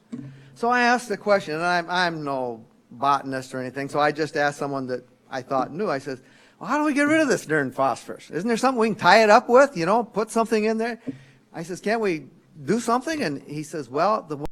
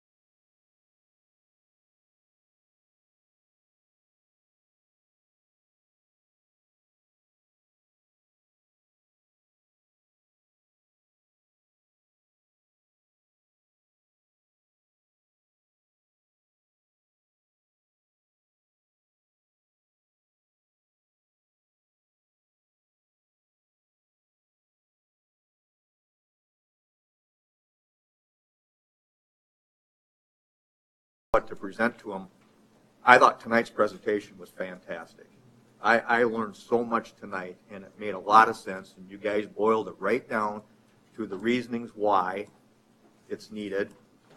What are you going to do with a dead lake? And it does have a life cycle. It is going to happen at some point in time if we don't address it, and doing nothing is not an option. But one thing that I think would be important, and these are people that are coming to me that I'm respect their opinions too, and Danny is right. Coming into tonight's meeting, it was 90 to 10 because they don't have the information you guys had. You're very intelligent people. You're very conservative. You know what's right for the city. You know what's right for the lake. But I really do believe that we have to at least spend just a little more time to educate the public, at least give them an opportunity, like we had a session tonight, is let's make this presentation, and then let's allow people to ask questions. And then from there, what I think would be important is that we give them opportunity to learn about it. And maybe or may not, they might want to, don't confuse me with the facts because my mind is made up, as some people you like to tell, but but there was so much information that you guys brought out tonight, and if they elect not to listen to it, then that's their prerogative. But at least it gives them opportunity for you guys to summarize what you have gone through in the last year and get to a point where it is a plan. And a month or two ago, we thought FIRA was dead until we started asking more questions. You guys weren't there, and you went to Omaha twice. There's people that are actually spent a lot of time analyzing it, and I think the conclusion is very good. So I don't know what way the vote is going to go tonight, but I really do believe that the public, we at least allow the public, I hope we could fill a room at MTI or whatever the case may be, and spend the time, at least an hour with us so we can explain this to you. So that's one thing I would like to see. The other thing I would like to consider is coming into tonight, to be quite honest with you, the only people that I heard that was in supporting of this was coming out of City Hall and the Lake Committee. Again, I think it's an awareness thing. And whatever conclusion we come to, I think one thing we may want to consider, and I fully respect Tim's opinion and think he just does a fantastic job for the city, but he's one of us. So one thing that I would like to at least bring into play is the fact that maybe we need to see if there's an independent consultant out there. Maybe it's local, maybe it's not, but are we going down the right path? We're giving you all the information. Nathan, 3 months ago, didn't even know Mitchell Harley existed. He was independent, but now he's not. And they convinced you of it. But that's one thing I would like to at least see, or at least give some thought to. And then the third thing that I've been hearing is basically what Mel brought up earlier, is if this truly is the right project and it is a quality of life, the people around the lake do benefit the most. So I'm not saying that this is what we should or should not do, but is there, if it seems like when there's always a partnership, the council buys in. And it's variances as far as the percentage, but if there's a way to at least visit with the lake homeowners and see if they would be willing to at least pay, and maybe it's just a very, very small part, but at least they're buying into it. And I don't know how to go about it. If there's a way of actually, we know if you look at your real estate taxes, we're already giving to the James River watershed. You know, is there a way of maybe imposing and let them debate it and see if that is something they want to do and come up with maybe a percentage? But that might help, Mel, knowing that they're helping to pay for this, and the general public might be willing to buy in a little more as a result of it. So, I hate to see another day go go by, let alone a month or whatever. But I think if we don't take some of these steps that we're discussing right now, that we're going to have some extremely upset people. But if we give them the opportunity to ask their questions and learn like we did tonight, then I think we can make a very informed decision as a council as a result of it. I just have a couple of comments. I'm feeling poorly. I went to the doctor today, and they weigh you and they, do other things that are totally unrelated for the reason you're there. And, I was told I need to lose weight and I need to exercise more and I need to cut out chocolate, and I'm not doing any of that. And that really is the concern about the lake, that even if this is a great company and a great process and a great project, that in the end, the city council will be unwilling or unable to spend the money to carry it out. I think the Lake Committee's done a great job. I think they put a lot of work into it. I don't think the votes are here tonight.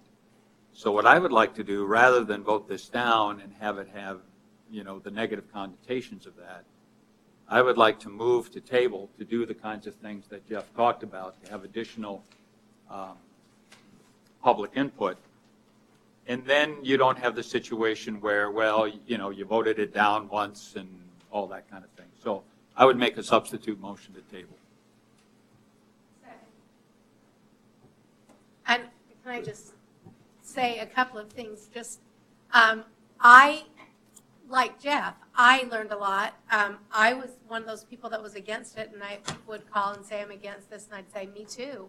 And they'd come up with things, and then I started asking more questions, and I called people that had the facts, and I listened in on the FIRA conversation, the meeting, and I talked to a lot of people, and I think through that process of learning, I gleaned the information that made me feel like this is probably our best hope, or as good a hope as we've got, is to use a group like this. Strongly that we have got to have the public on board with us, and I think that doing that and giving some time to educate the public.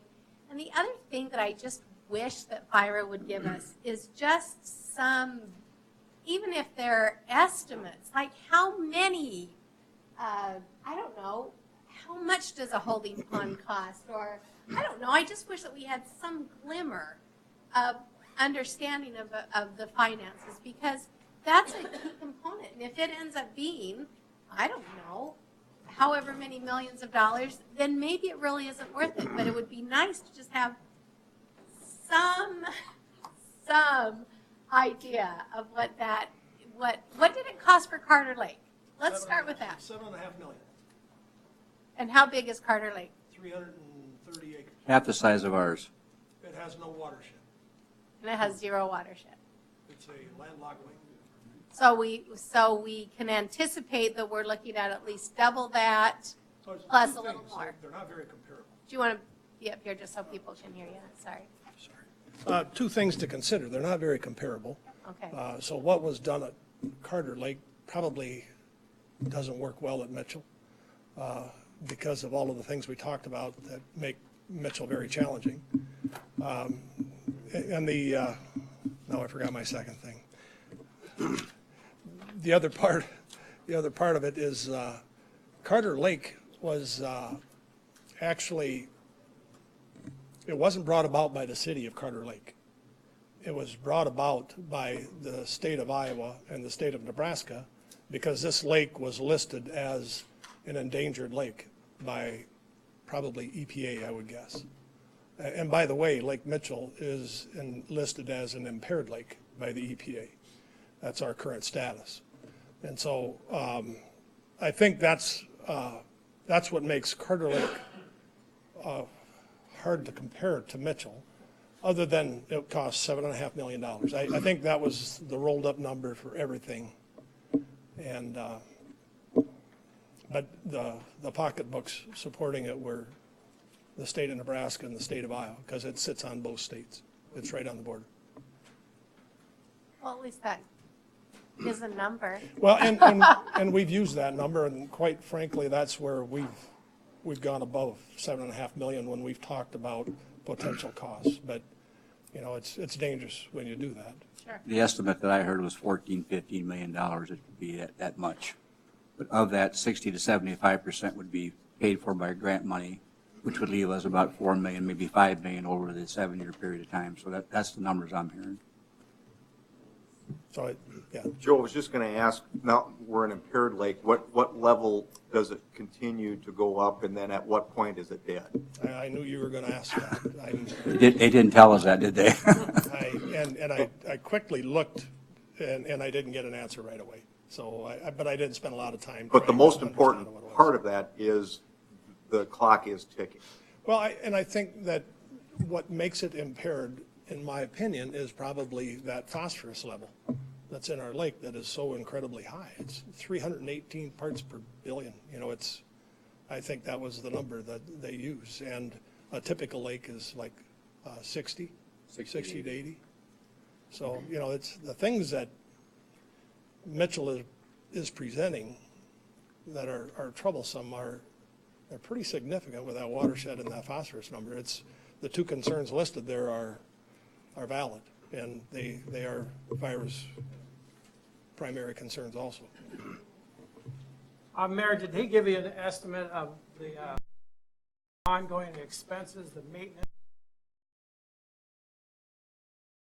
I don't recall that there was any numbers thrown at it at all, but no, I'd say no. But there would be, yeah. I mean, there's an ongoing maintenance cost once we hit that 6-7 year level, when the lake is where they think the quality is where it needs to be.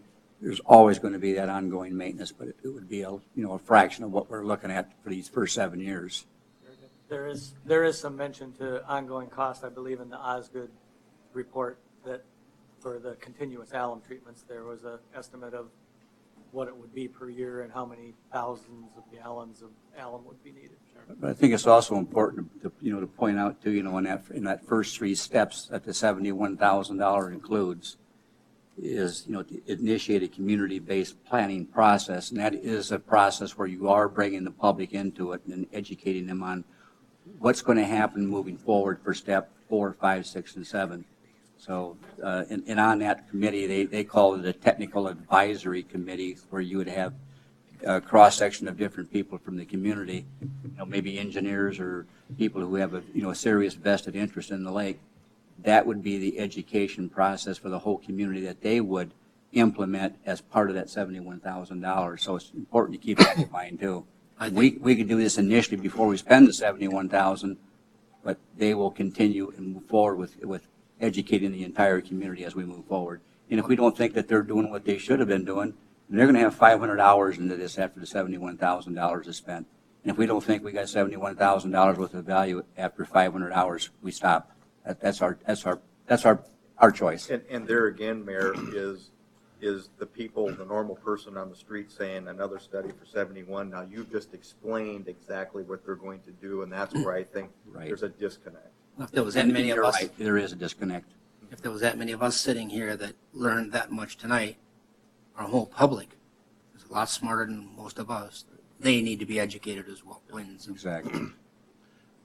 Well, I'm going to chime in here just at the end and apologize for my voice. I am going to the doctor tomorrow for him to tell me also that I'm overweight and I need to do stuff, which I'm not going to do either. But I think everybody knows how avid I am about Lake Mitchell. I'm born and raised on it. My parents live on Lake Mitchell. My in-laws live in Lake Mitchell. So I have sort of a long-term vested interest, so to say, on what the future of the lake is going to bring. And going in tonight with the phone calls I received, I was totally back and forth, probably leaning more to a no. There's no doubt about it. I'll clearly admit that. However, with the discussion that we had tonight, you've clearly got me to the yes side of where I think there's something that we need to do to try to make Lake Mitchell a lot better place and to keep it moving forward. I'm going to go back to the concern that Jeff brought up and Mel and a few others here that the public just isn't on board. And I've always cast my votes up here what my public is calling me and my constituents are calling me, and they're just not there yet. I believe we can get them there.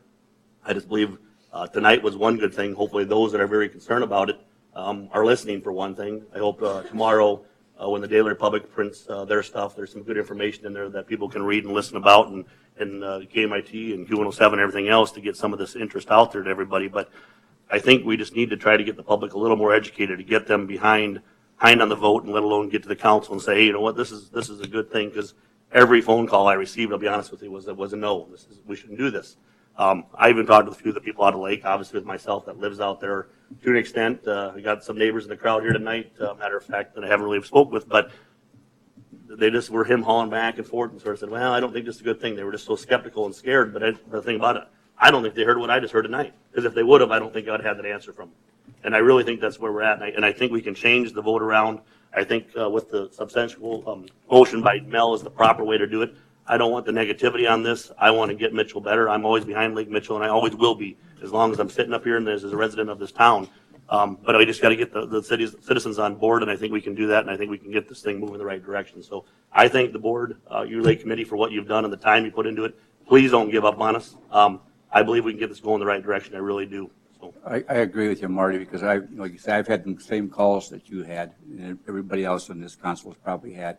And once I've sat down with them and explained to them what the process is, oh, I didn't understand that. Okay, well, that sounds like a good plan. right, and So now it's what it is. It's an educational process. And now when people call me, I can actually go and defend what you guys just told me. Because before I really didn't have an answer to them. I'm like, I don't know. I guess call me tomorrow, and after I hear what they're going to say a little more. So this was a big educational thing for me that I can help be part of your team. Because before I couldn't be. And so it's going to be a big plus, I think, for all of us to help sell what you guys just in my mind sold to us. But I think we just got to put it on a little hold, let the people talk a little bit more about it, and now let's get some more visitation going in town and stuff like that. So that's where I'm at. So I think the table's a great idea, Mel. Okay, we had a motion to table it. Is there, do we have a second on that? Okay, all those in favor of tabling it signify by saying aye. Aye. Opposed? Nay? Carried. Table. Thank you. Yeah, thank you, everyone. Thank you. Good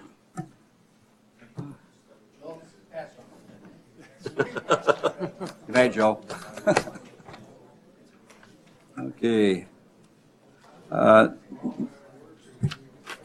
Next on the agenda is a hearing on the application of Overtime Steakhouse and Sports Bar for a special event liquor license located at the Overtime Event Center, 812 North Raleigh, Mitchell, for September the 17th, 2016, for a Christmas party. Move to approve. Second.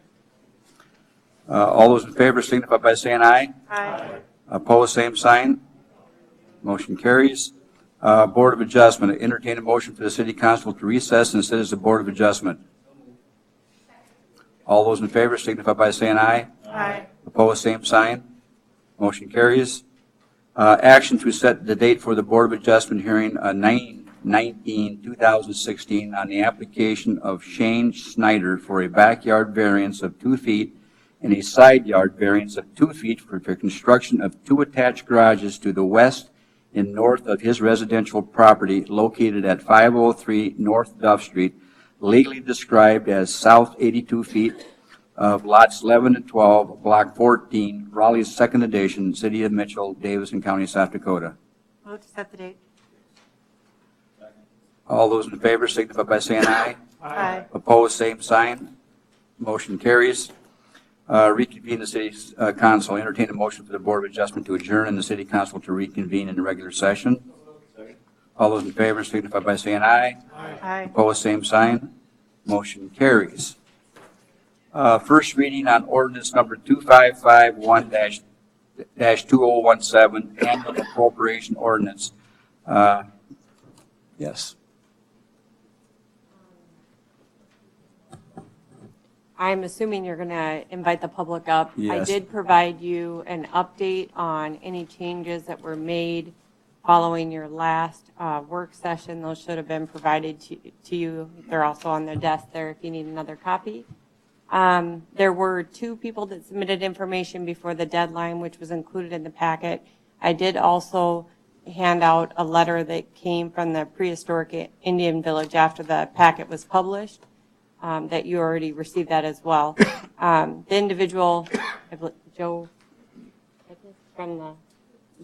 Peckus from the band, wanted me to tell you all he's sorry he couldn't be here. He had another commitment he had to go to, but you do have his request in the packet for reinstating $250 of the $500 cut. Okay, we invite somebody to the podium that wants to speak. State your name, please.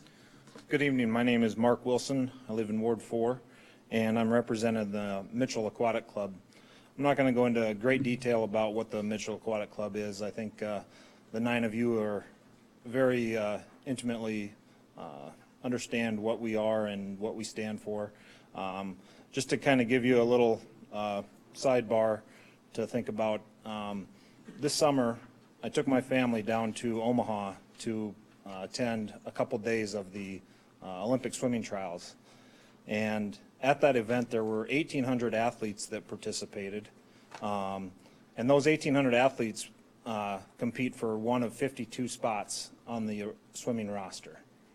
Of those 1,800 athletes, 2 of them were from South Dakota. 2 of 1,800.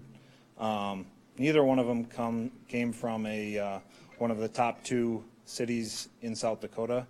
One was from Aberdeen and the other came from here in Mitchell.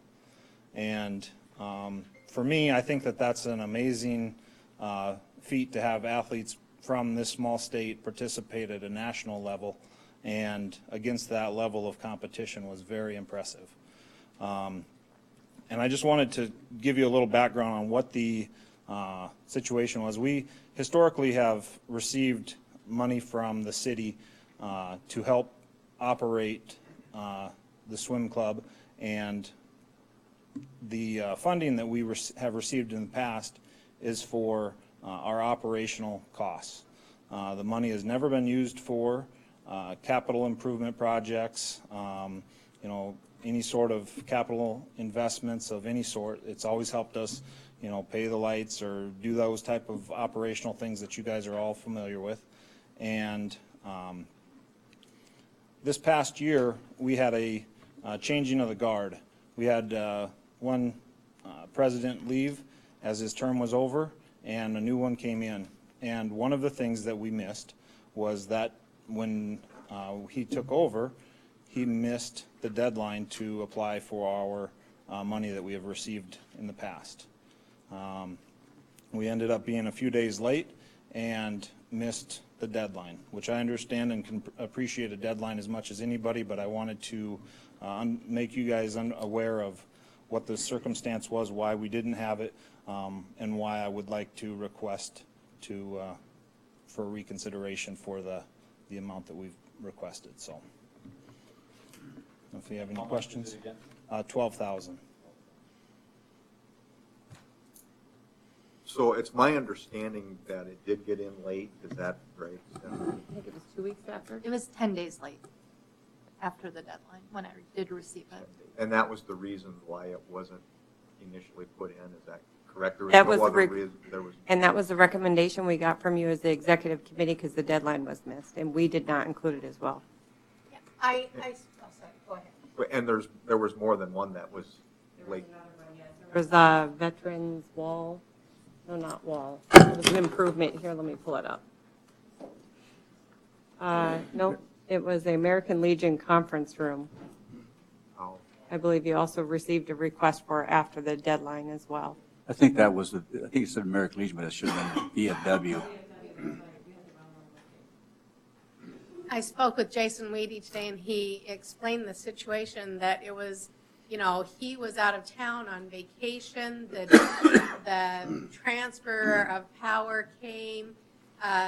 He didn't, they were on vacation. The thing finally hit his desk on Wednesday or Thursday, and he didn't get back until the following week. And so, I sympathize with that because it certainly would have at least been considered had we received that.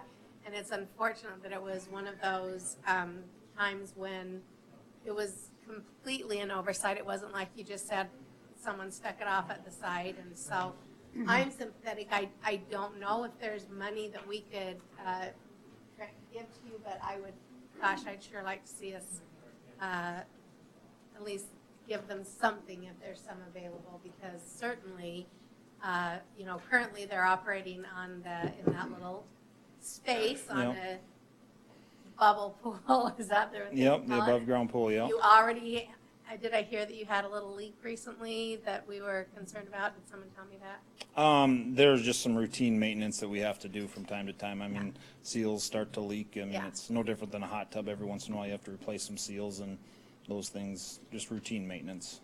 I think one of my former students who's a swimmer was concerned and brought it to my attention. But anyway, but I understand that you guys are on a tight budget, and so I don't know if it's even possible. And that money, and this money that we were talking about goes to help us with those types of exact repairs. So, So then in fairness, do we let the VFW apply? I don't know. I don't know what their reason was for not getting theirs in. I feel like this is one of those things that was not, the old president was probably thinking this needs to be the new president's responsibility, and the new president was out of town and didn't have that opportunity, from what I understand. that's correct. So anyway, honestly, I'm just saying, in my opinion, they deserve something, and I wish, and I would like to think that we would have, something to give them to help them in their annual. I would say maybe what we can do is maybe listen to the people tonight, and then at that point, we can revisit if we want to, and taking all the all the information into consideration. So I don't know if this would be part of budget hearing. It again? is. This is the time to do this. And the time for the council to make any changes is at this hearing. And every allocation was told that. I've been troubleshooting. We were having troubles with our audio system. It was cutting in and out on the internet and TV, but I've got that fixed now. I should have started off by telling you that the deadline, the application timeframe that the allocations had, they were given the letter on May 13th. They had till June 10th to apply. So that was the timeline. They had about a month to get that information into us.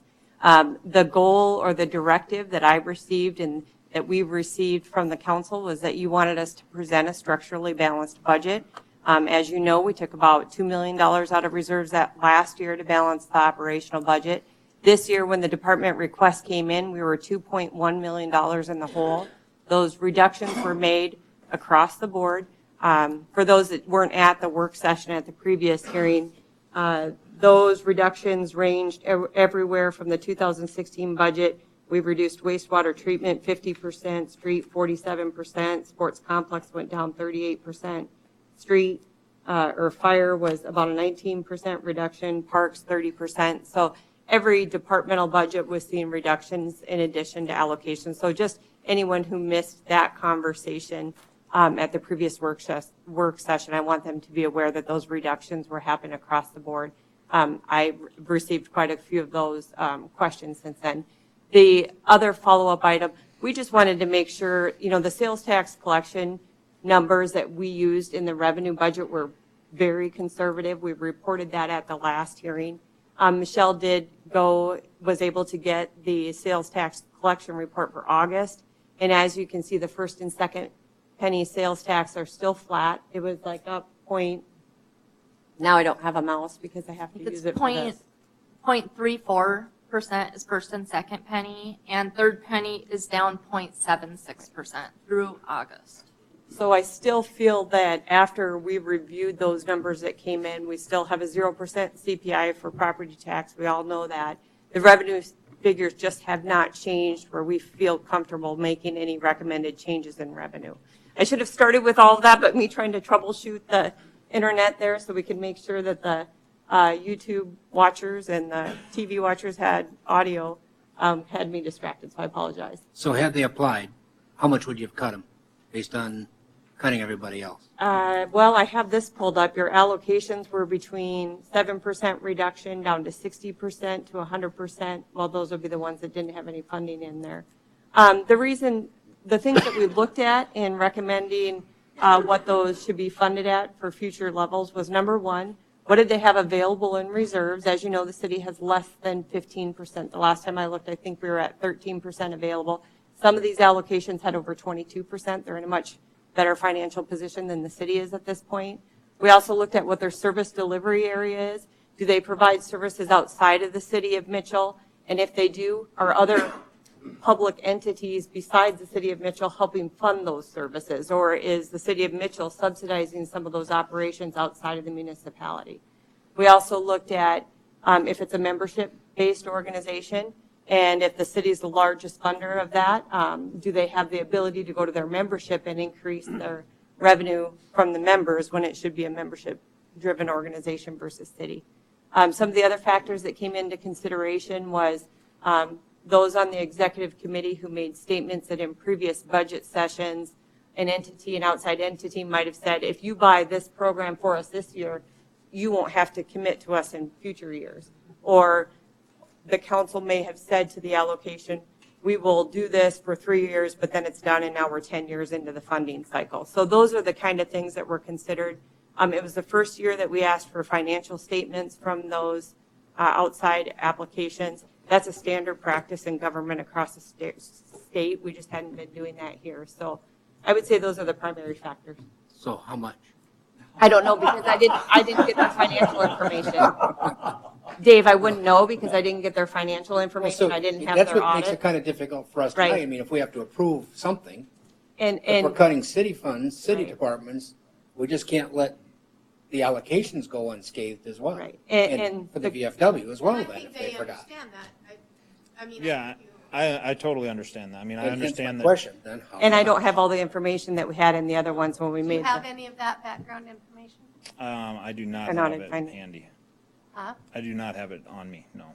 And audited is there financial someone else statements. that you brought with you that has? No. mine? Oh, you're here alone. So I'm What not was really. an average that we cut the departments? Departments, they ranged from 50. Just an average. Well, I can't give you an average. I think when we did it the last time, it was between 13 to 15%, but that's hard to look at because you have some departments that the only thing that's budgeted in that department is wages. So you're not going to see a reduction. But like I said, those major operational expenses ranged between 13 to 50%. And how much was the VFW request? Let me look at this again. 20, wasn't it 20,000? Were they given the same opportunity to come up in front of the council? Every allocation that sent in an email or a letter, even if they didn't do the full packet, 25,000, but I don't remember them either. every allocation received an email that they put on their application telling them that the time to come was during this first hearing. And that has to do with state statute requirements. The council has to make any adjustments prior to the second reading. Make sure I say that right. So they were all given that same information, that this is the time to come and present their case.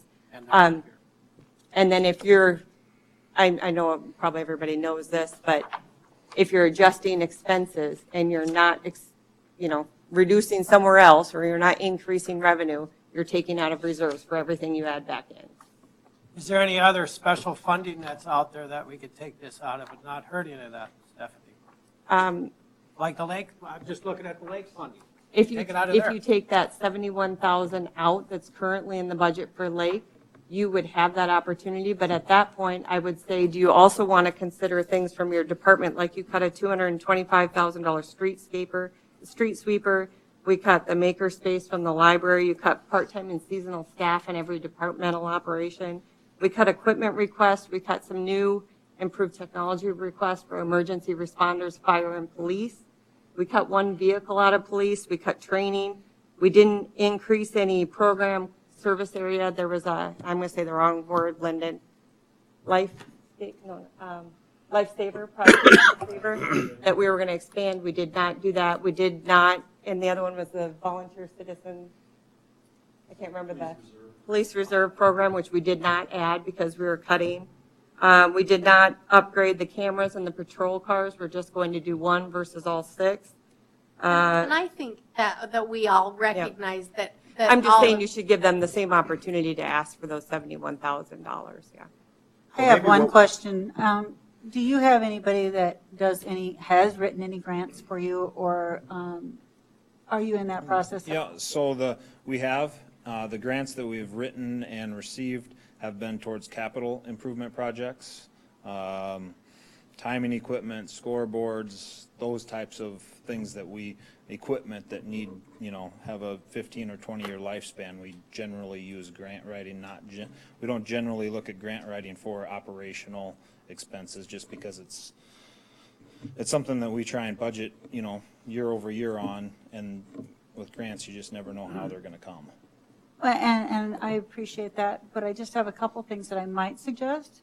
I saw that Wellmark had a opportunity for a grant, and I believe I have that information at work with me. And I also know that Avera is in their grant writing season right now, and they will give their grants, then I believe it's in January. So if you'd be interested in either one of those pieces of information, you're certainly welcome to contact me, and I would be happy to get that information to you. Okay, that would be great. Danny has brought up a suggestion, but why don't, maybe what we do is let's hear everybody tonight, and then that way we get an idea of really what the requests are. And then before we move forward, we can kind of maybe come to a consensus and then balance it, or see if we want to balance, or if we want to take some out of reserve. Yep. And then at that point, then we can, we'll have to move forward with the first reading. So if that's okay. Yeah. Okay. Any other questions for Mark or comments, Mark? Nope. Thank you very much for the Okay. consideration. Okay. Okay. Michelle, you want to come up? Been patiently waiting. You know more about the lake than most people do, don't you? And I apologize about jumping out of order earlier. Sorry about that, Stephanie. I just thought if I was first, I'd get a yes. So, for those of you who don't know me, I'm Michelle Carpenter. I'm the executive director of Dakota Counseling Institute. Just a little bit of history about our agency. We've been in the community for since the 70s, and about 10 years ago, we actually merged two nonprofits, Dakota Mental Health Center and the Community Alcohol and Drug Center. And we did that to try to reduce our administrative costs, which are below 7%, and just to try to make things stretch further with overhead. We're one of the budgets that were cut in the 60% range, and truthfully, that's going to be devastating to our organization. We do receive funding, just kind of basing a little bit off of Stephanie's points. We do receive funding from the other counties that we serve, with the exception of Brule, but we don't do any emergency after-hour services for that county. Even counties that aren't considered our catchment area help supplement our services, including Hutchinson. So some of those counties are at over $1 per capita, but we do struggle with fundraising. We struggle with outside services providing funds to us. To put it bluntly, not everybody wants to help the severely mentally ill and the chronic chemical dependent clients. Our funds, we have less than 1 month reserves in our funding. I see you pulled up our draft financials there. And so in our reserves, if I back out, I have to have some of my reserve earmarked because 2 of our real estate investments require that we have a certain amount of reserves in our depreciation account, plus our depreciation. If I back those out, I have just a little over half a month of reserves in our pot.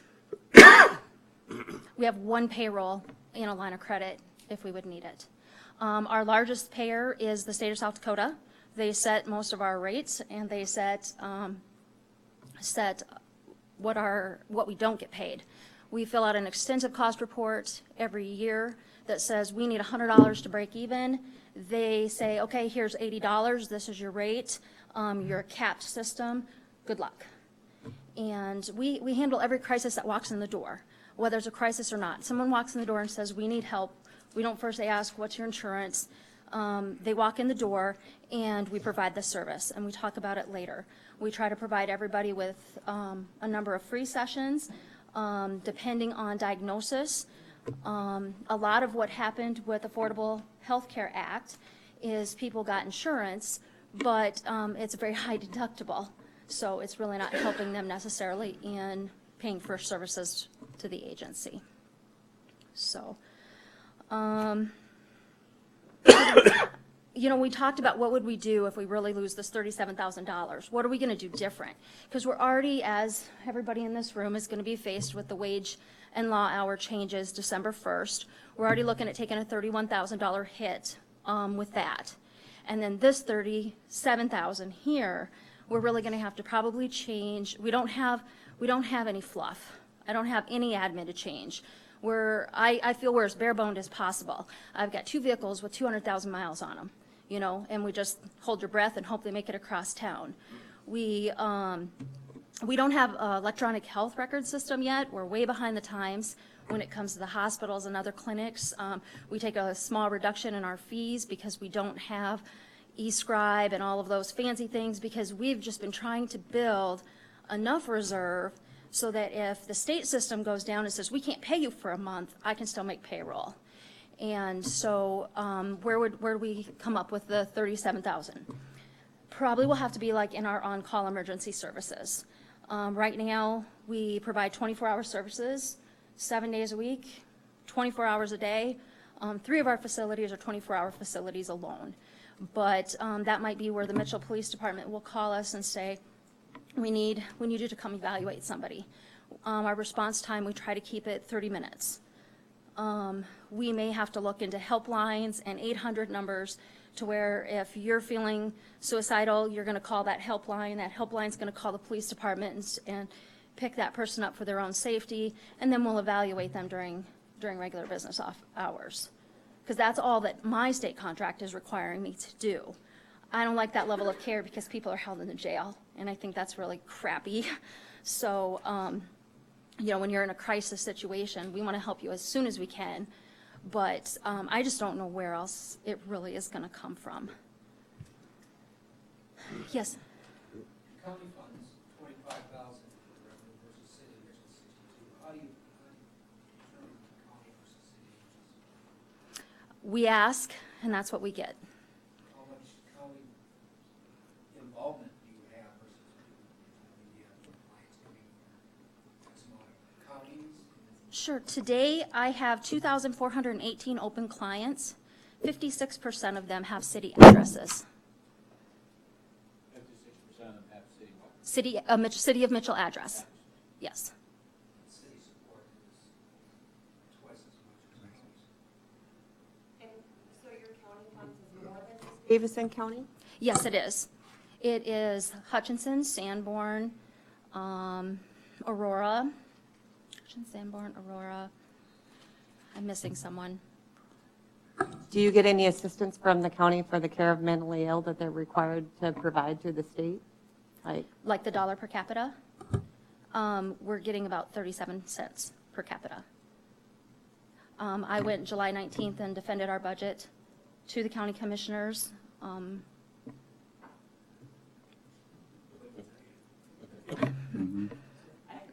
Bite your tongue on purpose. Stephanie, one of the things you brought up, and Michelle, if you could kind of help us through this, if you would go to the balance sheet that shows the cash, because that was part of what we were looking, I think it's. In this one, keeping in mind that the care of the mentally ill, the county has a responsibility to provide for that through state law. And here you can see, I didn't know that that was every county. I thought that was Davison County. And so that's saying the city of Mitchell is paying at almost a 3 times higher rate than all the other counties they service combined. Can you go to the balance sheet? Oh, I think it's on page 6. The statement of cash flows, I think on page 6 is what you're looking for. yeah, they asked, oh yeah, there you go, keep going up. There you go. Sorry, I don't have a mouse anymore. Okay, so this is what, on the financial statements, Michelle, that we were looking at, that shows cash of $423,000, and then you said, Bill, you've got a payroll account that you just have a very low balance in, but what, or is this where you were saying that you wanted to drive up some of your cash just in case the state does not? Sure. That 423 is 1 month for me. That's 1 month of reserves. And some of that is tied up in, we have an apartment building, so some of that is tied up in tenant deposits. Some of that is tied up in a reserve account that I have to have for our assisted living, you know, and depreciation. That's all of my cash. If I could collect all those receivables, that would be great, but you might see that our bad debt line, if that's broken out, is bad as well.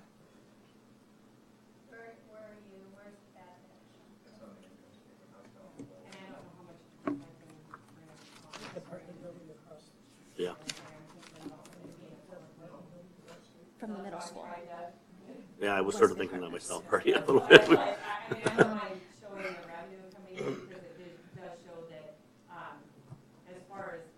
Governmental entities, the city of Mitchell is the largest funder. And we're 3 times higher almost than all the other county service areas combined. But how do we encourage them?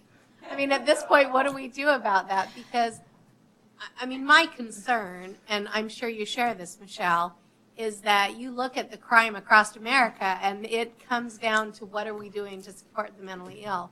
And so I'm looking at this and I'm saying there's a lot of public safety wrapped up in your organization, And as not well as. just with the mentally ill, but also with the co-occurring with the substance abuse. Right, And with exactly. Senate Bill 70, as I tried to lay out in the letter, right now, as to no fault of the police department or parole officers or anything, but I have people living in the halfway house who will do marijuana and they get a ticket and we can't do anything else with them.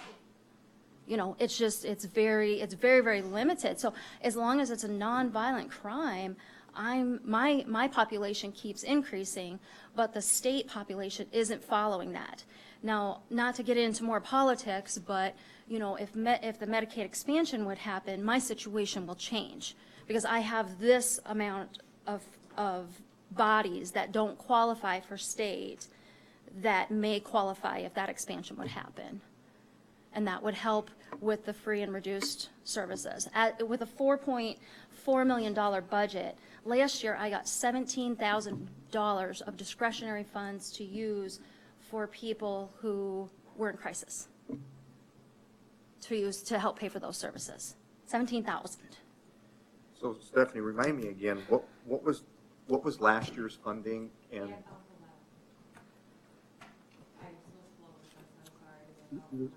Even if it was over 60,000. And I can't. We were 62. 62. I can't discredit anything that Stephanie is saying, but if someone came into your life when 1 month saying I'm taking 30, 50% or 60% away, that number may be appropriate at some point, but is today the day?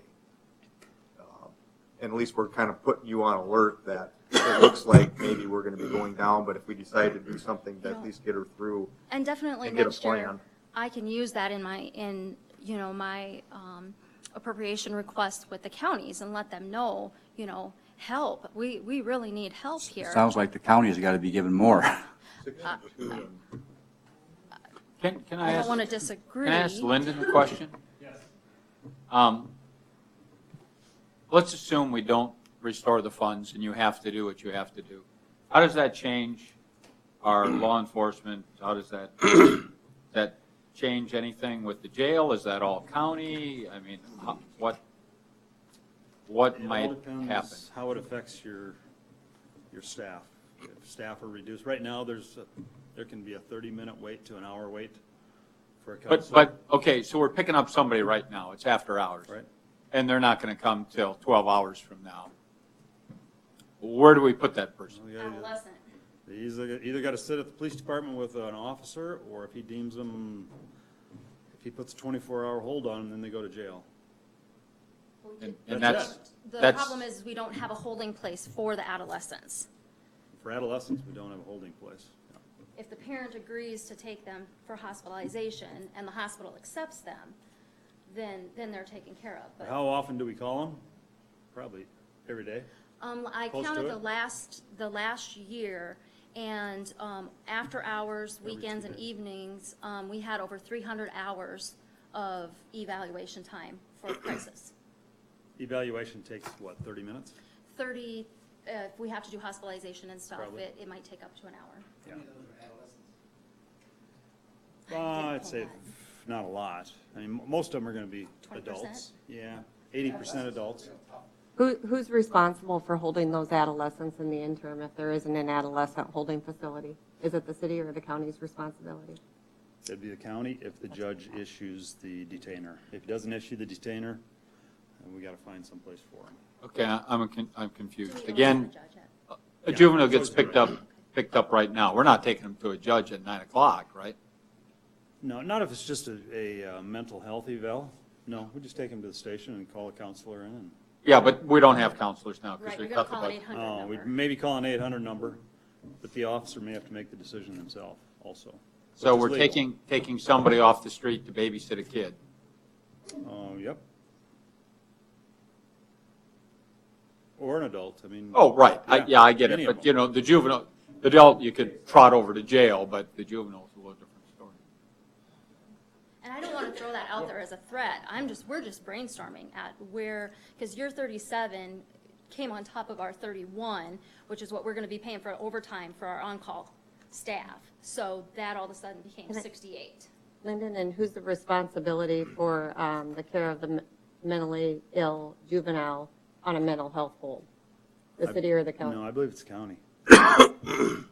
Once the hold goes, yeah. Stephanie, I hear what you're saying. I really do. I really do. I agree 1 bazillion % that the counties have got to step up. I couldn't agree more. But at this point, Yeah. I just can wanting tell to you, show this that has it's gone not- on for years. Yeah. I just want I to make used- sure that the public knows that it's not, that the city's backing out of our responsibility. The city has been, this doesn't technically fall under state statute. It's something the city has to provide. So I'm trying to make sure that that's clear. I was on the Dakota Mental Health Board when Michelle came aboard.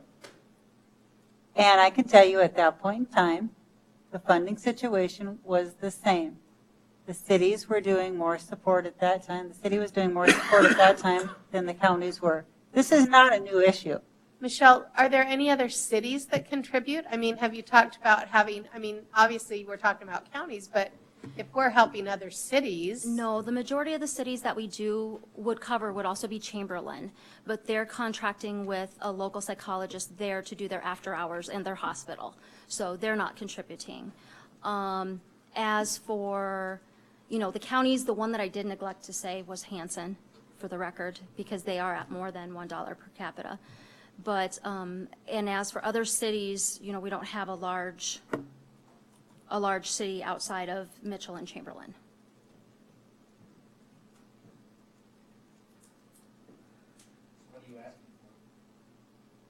Well, I always ask for the moon, right? Yeah. For our funding to be restored. And if you're unable to do the full amount, not to cut us at 60%.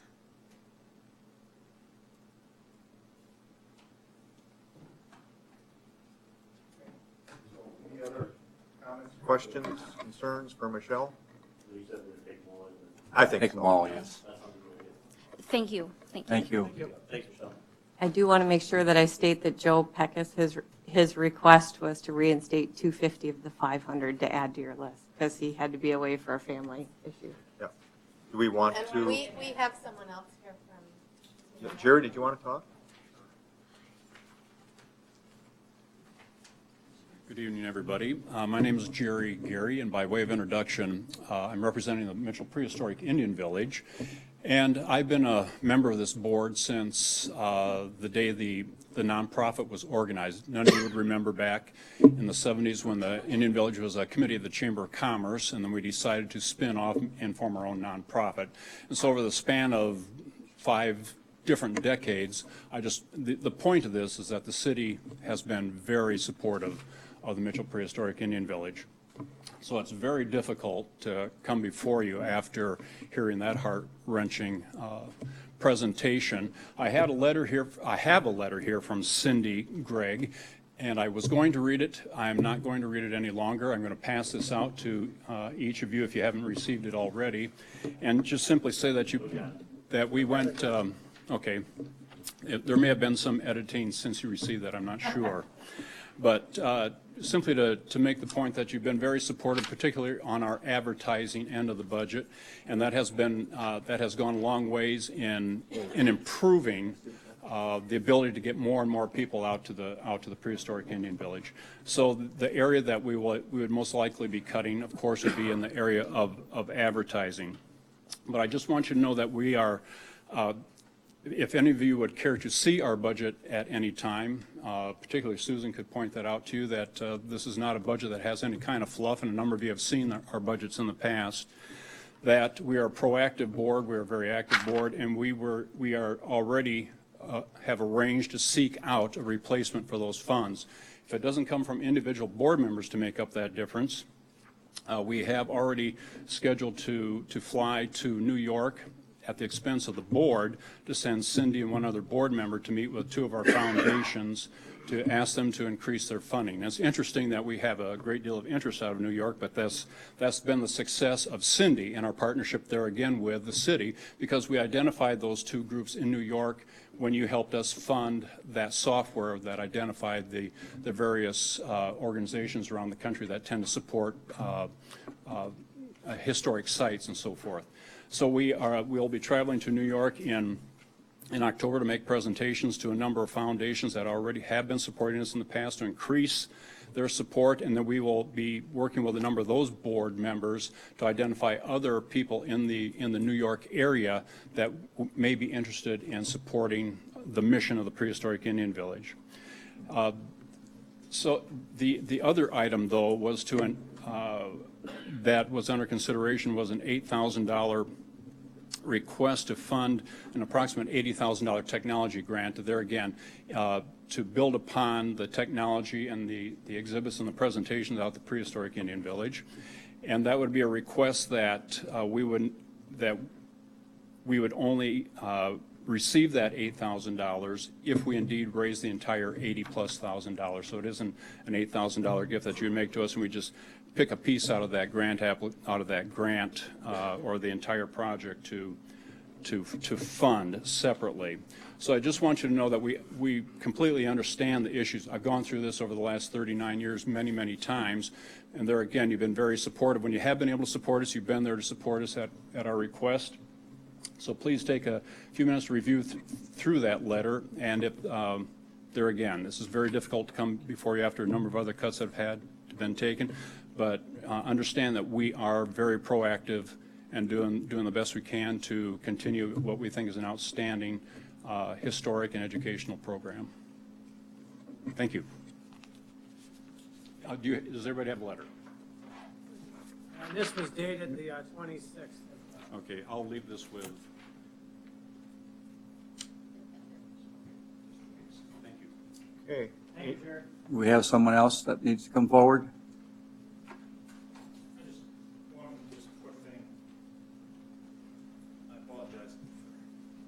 One more time. I just went back and checked, and we did submit financials, budgets, information with our request. So that was, followed as, as required by you guys. And we did apply for the Wellmark grant and were denied because it wasn't for a specific cause. But we'll try with the Avera one. So that's all I wanted. Thank you. Anyone else? No? So, Council, what do you want to do? We could go look in the originals if you want, but I think maybe we just didn't scan it in since the application was after the fact. So I don't have the scanned version, but we can go, if you want us to go look and see if we have the originals of the financials for the Aquatics Club. Well, I've been on enough nonprofit boards. We know, Dave, how much money do you think?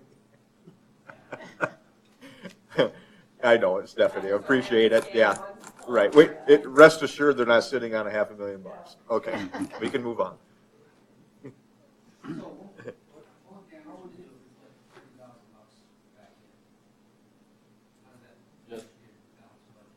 you talking about a specific cause or just total amount? Well,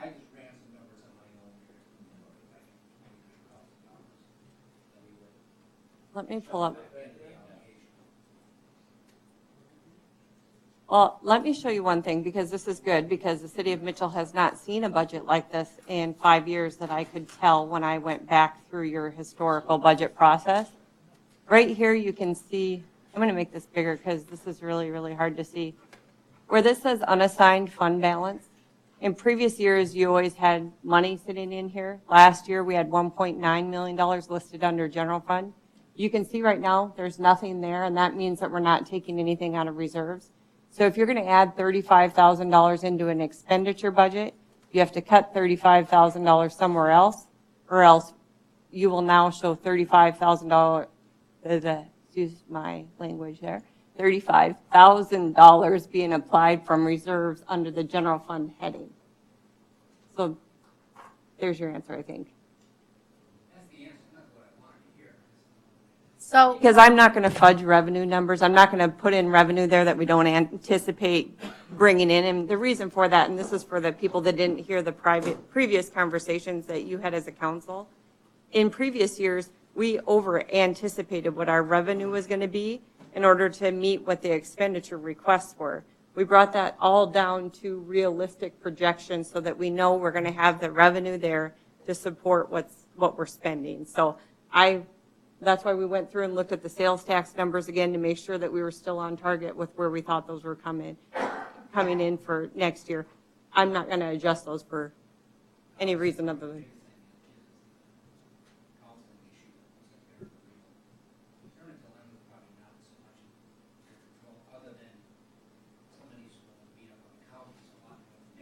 Maybe this discussion will help. I don't know. I have a suggestion.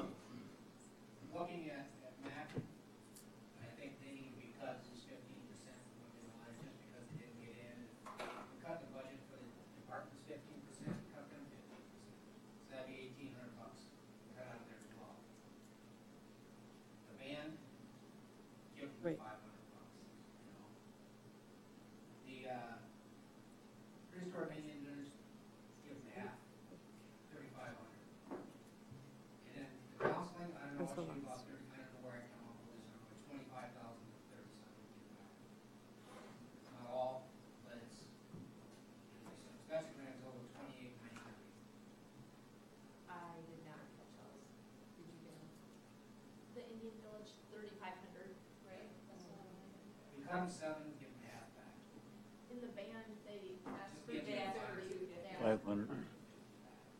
That's not gonna be a beginning. And that's just my idea coming out there. and how much to the athletic club did you bring in? We'll cut them, we'll give them 10-2 instead of 12, we'll cut 15%. So- Add in 10 to the cost. And then what was the total on the council? I'm sorry, I was not. On which one? On the council. We'll give them 28. 25 back to 37. And that cuts, 38,950 total is what you want to add back. Yeah. 30. No, okay. So when This is we, what we're getting back. If we look at 3,500, 25,000, 250, and 18. No, 10-2 for the. 10-2. Let's talk about what we're giving back. yeah, that one didn't get in. That one didn't get in. 10-2. Yeah. But that's not a bad number, the 10-2. But let me ask this, and I hope this is what's going to happen, is once we get the public educated on firing, that we get a comfort level of moving forward. But you had indicated, Stephanie, that the 80,000 sits there until we decide how to spend that. What we were planning on doing, when we put the $71,000 into that budget request, the money is still sitting in the general fund cash and designated cash. Designated. So if you go and do the study, we will undesignate that. And Right. keeping in mind that our general fund undesignated or unobligated cash reserves is still under 15%. We just had a first-class mayor's meeting 2 weeks ago that said no one was below 20. In Sioux Falls, they even passed a policy that when their reserves dip below 20, they cut spending that year in that year's budget. So, and I think last time I looked, we were around 13%. So the only thing that would do is if we undesignate the cash, we're going to get closer to where we should be for that minimum reserve balance. Right, and we've made tremendous strides. You have made huge strides. progress. But my point is it will remain designated, so if we Right. get a buy-in with the public, that money is sitting there that we can support it at you would have to do that through, A if that, supplemental? yep, a supplemental appropriation hearing. I don't know We if that interests you guys or not, but that is a way of at least funding what we've got requests today. And then when we got the public educated and if there's a comfort level on the council, then we could utilize that 80,000 yet with a supplemental. And we'd still have the balanced budget, correct? Yes, and you still would. I don't know if that appeals to you guys or not. The 80,000 with the lake is designated. If we pull the 71 out of this budget, that 80 still sits there. And if we want to go forward with the 71, we'll do a supplemental. And what I would probably suggest is whatever you add back in, then you would just budget a portion of that in the Lake Development Fund or whatever you want to do, so that you're not relying on everything that you have set aside, because otherwise. The difference between the 71 Yep. and what we're adding tonight, that way we're not funding the whole 71, so Right. people can't say we're presumptuous that it's going Right. to happen. But we do know that it has to come through us anyway. That's right. But at least it's going to show that we're not going to fund the 71 tonight until we go through a process of getting more information out, but we're going to fund part of it. And then the other thing that does is you're not completely depleting what you have set aside in reserve for lake development either. Because you've used that for other improvements around the lake in the past too. So you'll still Right. have a little bit in there too. Kind of a win-win for everybody. I move to amend the first reading along the lines that Dave and Jeff have suggested. Michelle, you got the numbers? Yeah, or Stephanie? Read back, Mel. Well, Dave's financial suggestion and your paying for it suggestion. Yeah.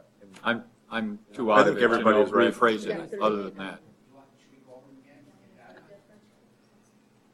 So, okay, what I have is adding back to the aquatic club 10,200. Adding back to Dakota Counseling 25,000, which would bring them to 50,000. Mitchell Municipal Band adding back $250, what the request was. And Prehistoric Indian Village adding back 3,500, which totals 38,950. And you subtract that from the 71,000, leaves $32,050 for the lake, for the FIRA. So the plan? What's the grand total that you come up with then? 38? Okay. And then the 32,050 for the FIRA study, or FIRA lake. 32,050 for FIRA. Okay.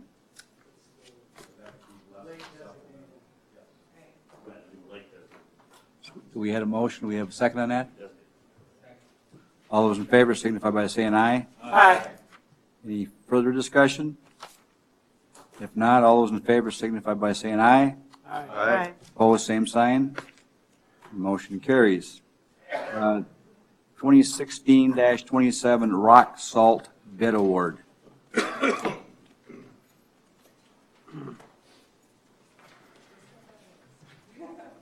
Tim?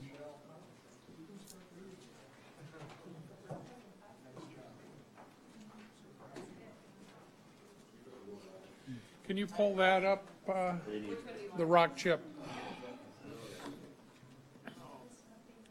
And the next page.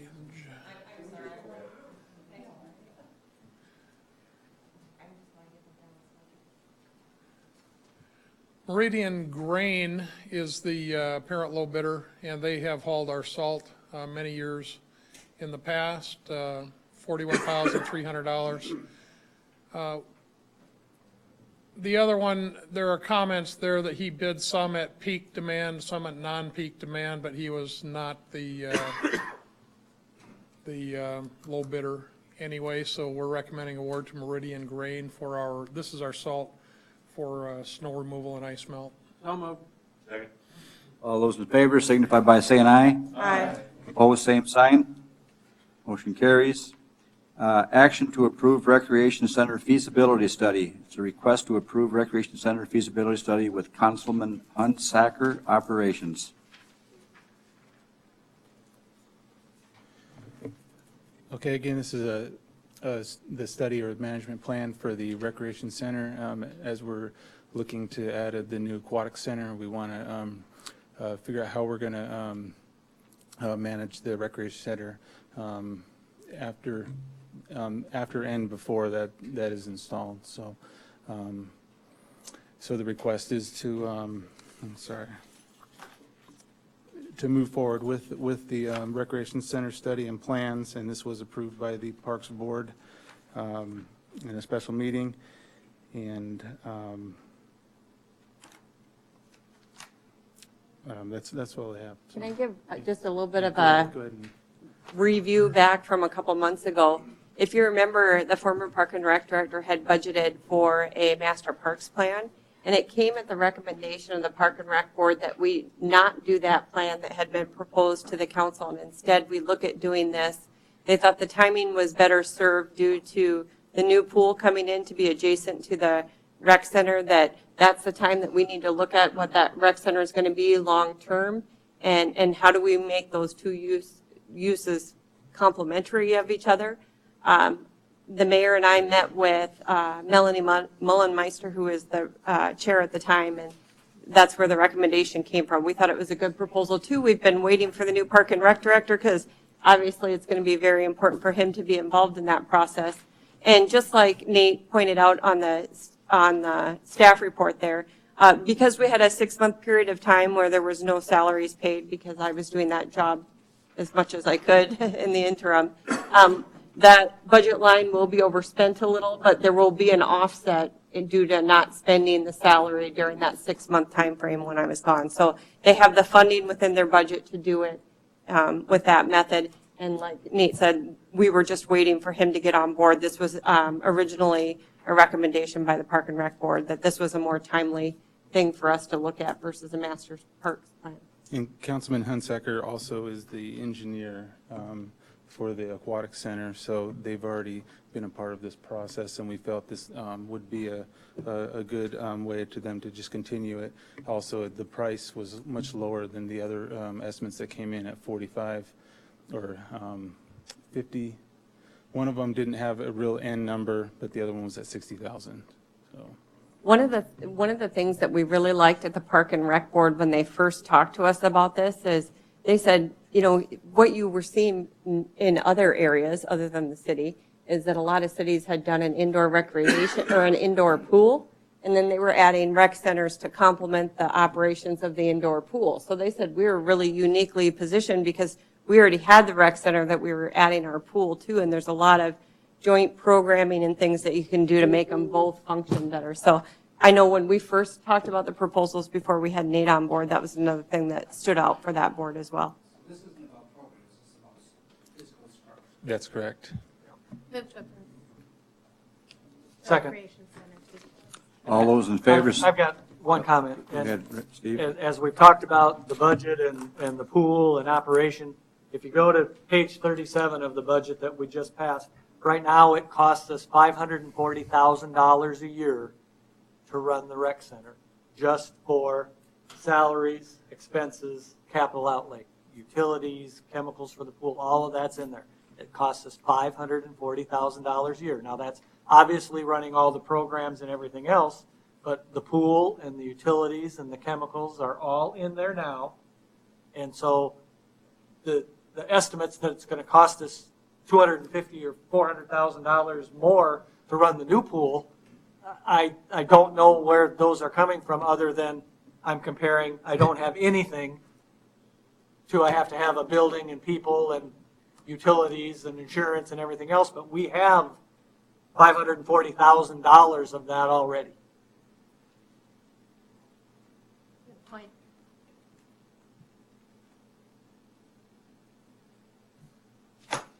Any more discussion?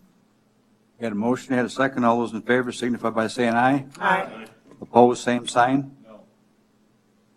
Motion carries.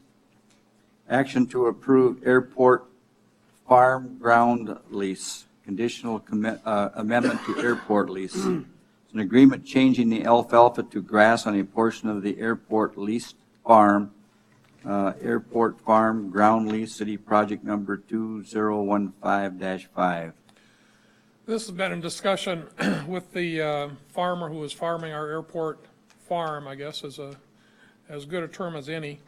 Mike Scherslake, his airport board, and Mel, I'm assuming, have discussed this. I'm not a farmer, but I do know that alfalfa wears its self out on land. And there are areas of the airport that we can't grow by rules row crops on, so it's either alfalfa or grass. So this is changing the alfalfa, which has been there quite a while, to grass. Alfalfa, I think, fixes nitrogen. Everything else takes it up. The grass does. It will cost, I believe, in reading the contract when I was at my table back here, about a little over $14,000, of which the farmer will pay half to plant that to grass, and the city will pay half, and then he leases the land back from us. So. And that lease contract is good for what, 2 more years? This might be the last year. The coming year might be the last year of that contract. Part of the discussion is too, depending on if you're starting fresh with alfalfa, it might take you 2 years to get the crop, and the farmer doesn't want to, in the last year of the contract, put in something that he may not reap the benefit of if he doesn't get the contract renewed. So. And I believe the alfalfa doesn't meet the airport spec as well. Yeah, you know, I'm not going to bore you with the details, but within so many feet of the runway, you have to have so much clear space, and, you know, you can't have corn because it attracts the deer, and every year Mike's got to go out and get a special permit from the state and gun a couple of them down, and so this is partly an attempt to deal with those issues. I'm going to move to approve. All those in favor signify by saying aye. Aye. Opposed, same sign. Motion carries. Action on resolution number 3377, approval of plat number 15 in track H, Wild Oak Golf Club addition to the city of Mitchell, Davidson County, South Dakota. Yeah, Neil requested the night off, but in a note to me, he says that this does meet the master plan, and I believe it's a Votech house being moved onto the lot. Second. All those in favor signify by saying aye. Aye. Opposed, same sign. Motion carries. Action on resolution number 3379, a resolution appointing initial members of the Community Services Advisory Board.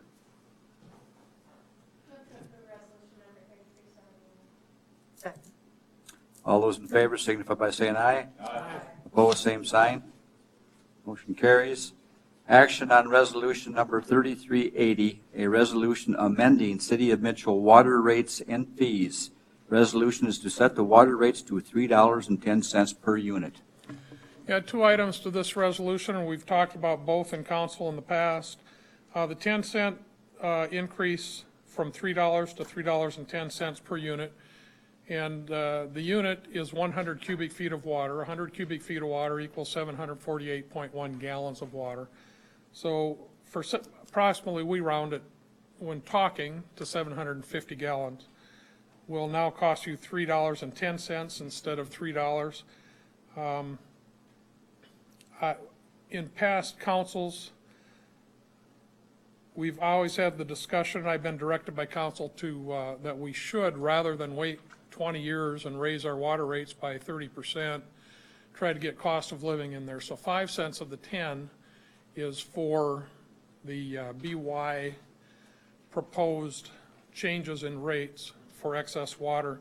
The other 5 cents is about a 1.5% increase, which is pretty close, I think, to this year's cost of living isn't the proper term, but and both numbers are in your budget as revenue. They were discussed at budget that this is what we were going to propose. The other part of this, we mentioned it briefly at the last meeting that of the approximately 5,500 meters in town, there are about 500 who, for one reason or another, have not let us into their house to change to the new meters. I've heard several reasons why, which I guess I probably won't go into here. But to get these people to change their mind and let us come in, I propose that January 1st, we start charging $10 a month extra if you've got the old meter. We'll give them all notice, tell them this is coming, and try to get into those houses. And the other thing to keep in mind is the increased expenses that the city is going to realize from the increased charges happening this year. So even though our revenue is projected for next year, we're already seeing the expenses in 16. We'll try $10, if we still got 300 next year, we need to go up. Double every year. $10 a month. I know. And once again, I had it done. The guy was in the house 7 minutes, and my bill didn't change one iota. You know, we still have people that we have to keep on the payroll. We still have people on the payroll doing this manually, and that was the intent, is we wanted to go all automatic, and Tim was gonna work with his department through attrition, that eventually we're gonna be able to get rid. And so we're saving a lot of money as a result of it. So, but we can't get there until we got 100% in, because you're Right. still gonna have people traipsing around town Right. trying to read And meters. at this point, it's hit and miss. They're not going door to door, they're going here and here and here. Is it a variety of people or just people that own homes that live out of town or what, Tim? No, it's a variety. You know, some people just like to collect everything. I tell my wife I like to collect empty boxes, but people like to collect everything else. And I think some are embarrassed to have us in their house. Who knows? And that might be 6 out of 500, but that was one reason I was given.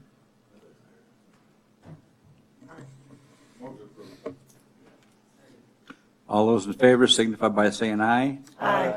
Opposed, same sign. Motion carries. Executive session, entertaining motion for the city council to enter into executive session permitted by SDCL 1-25-2, parentheses 4, preparing for contract negotiations or negotiating with employees or employee representatives. Second. All those in favor signify by saying aye. Aye. Opposed, same sign. Motion carries.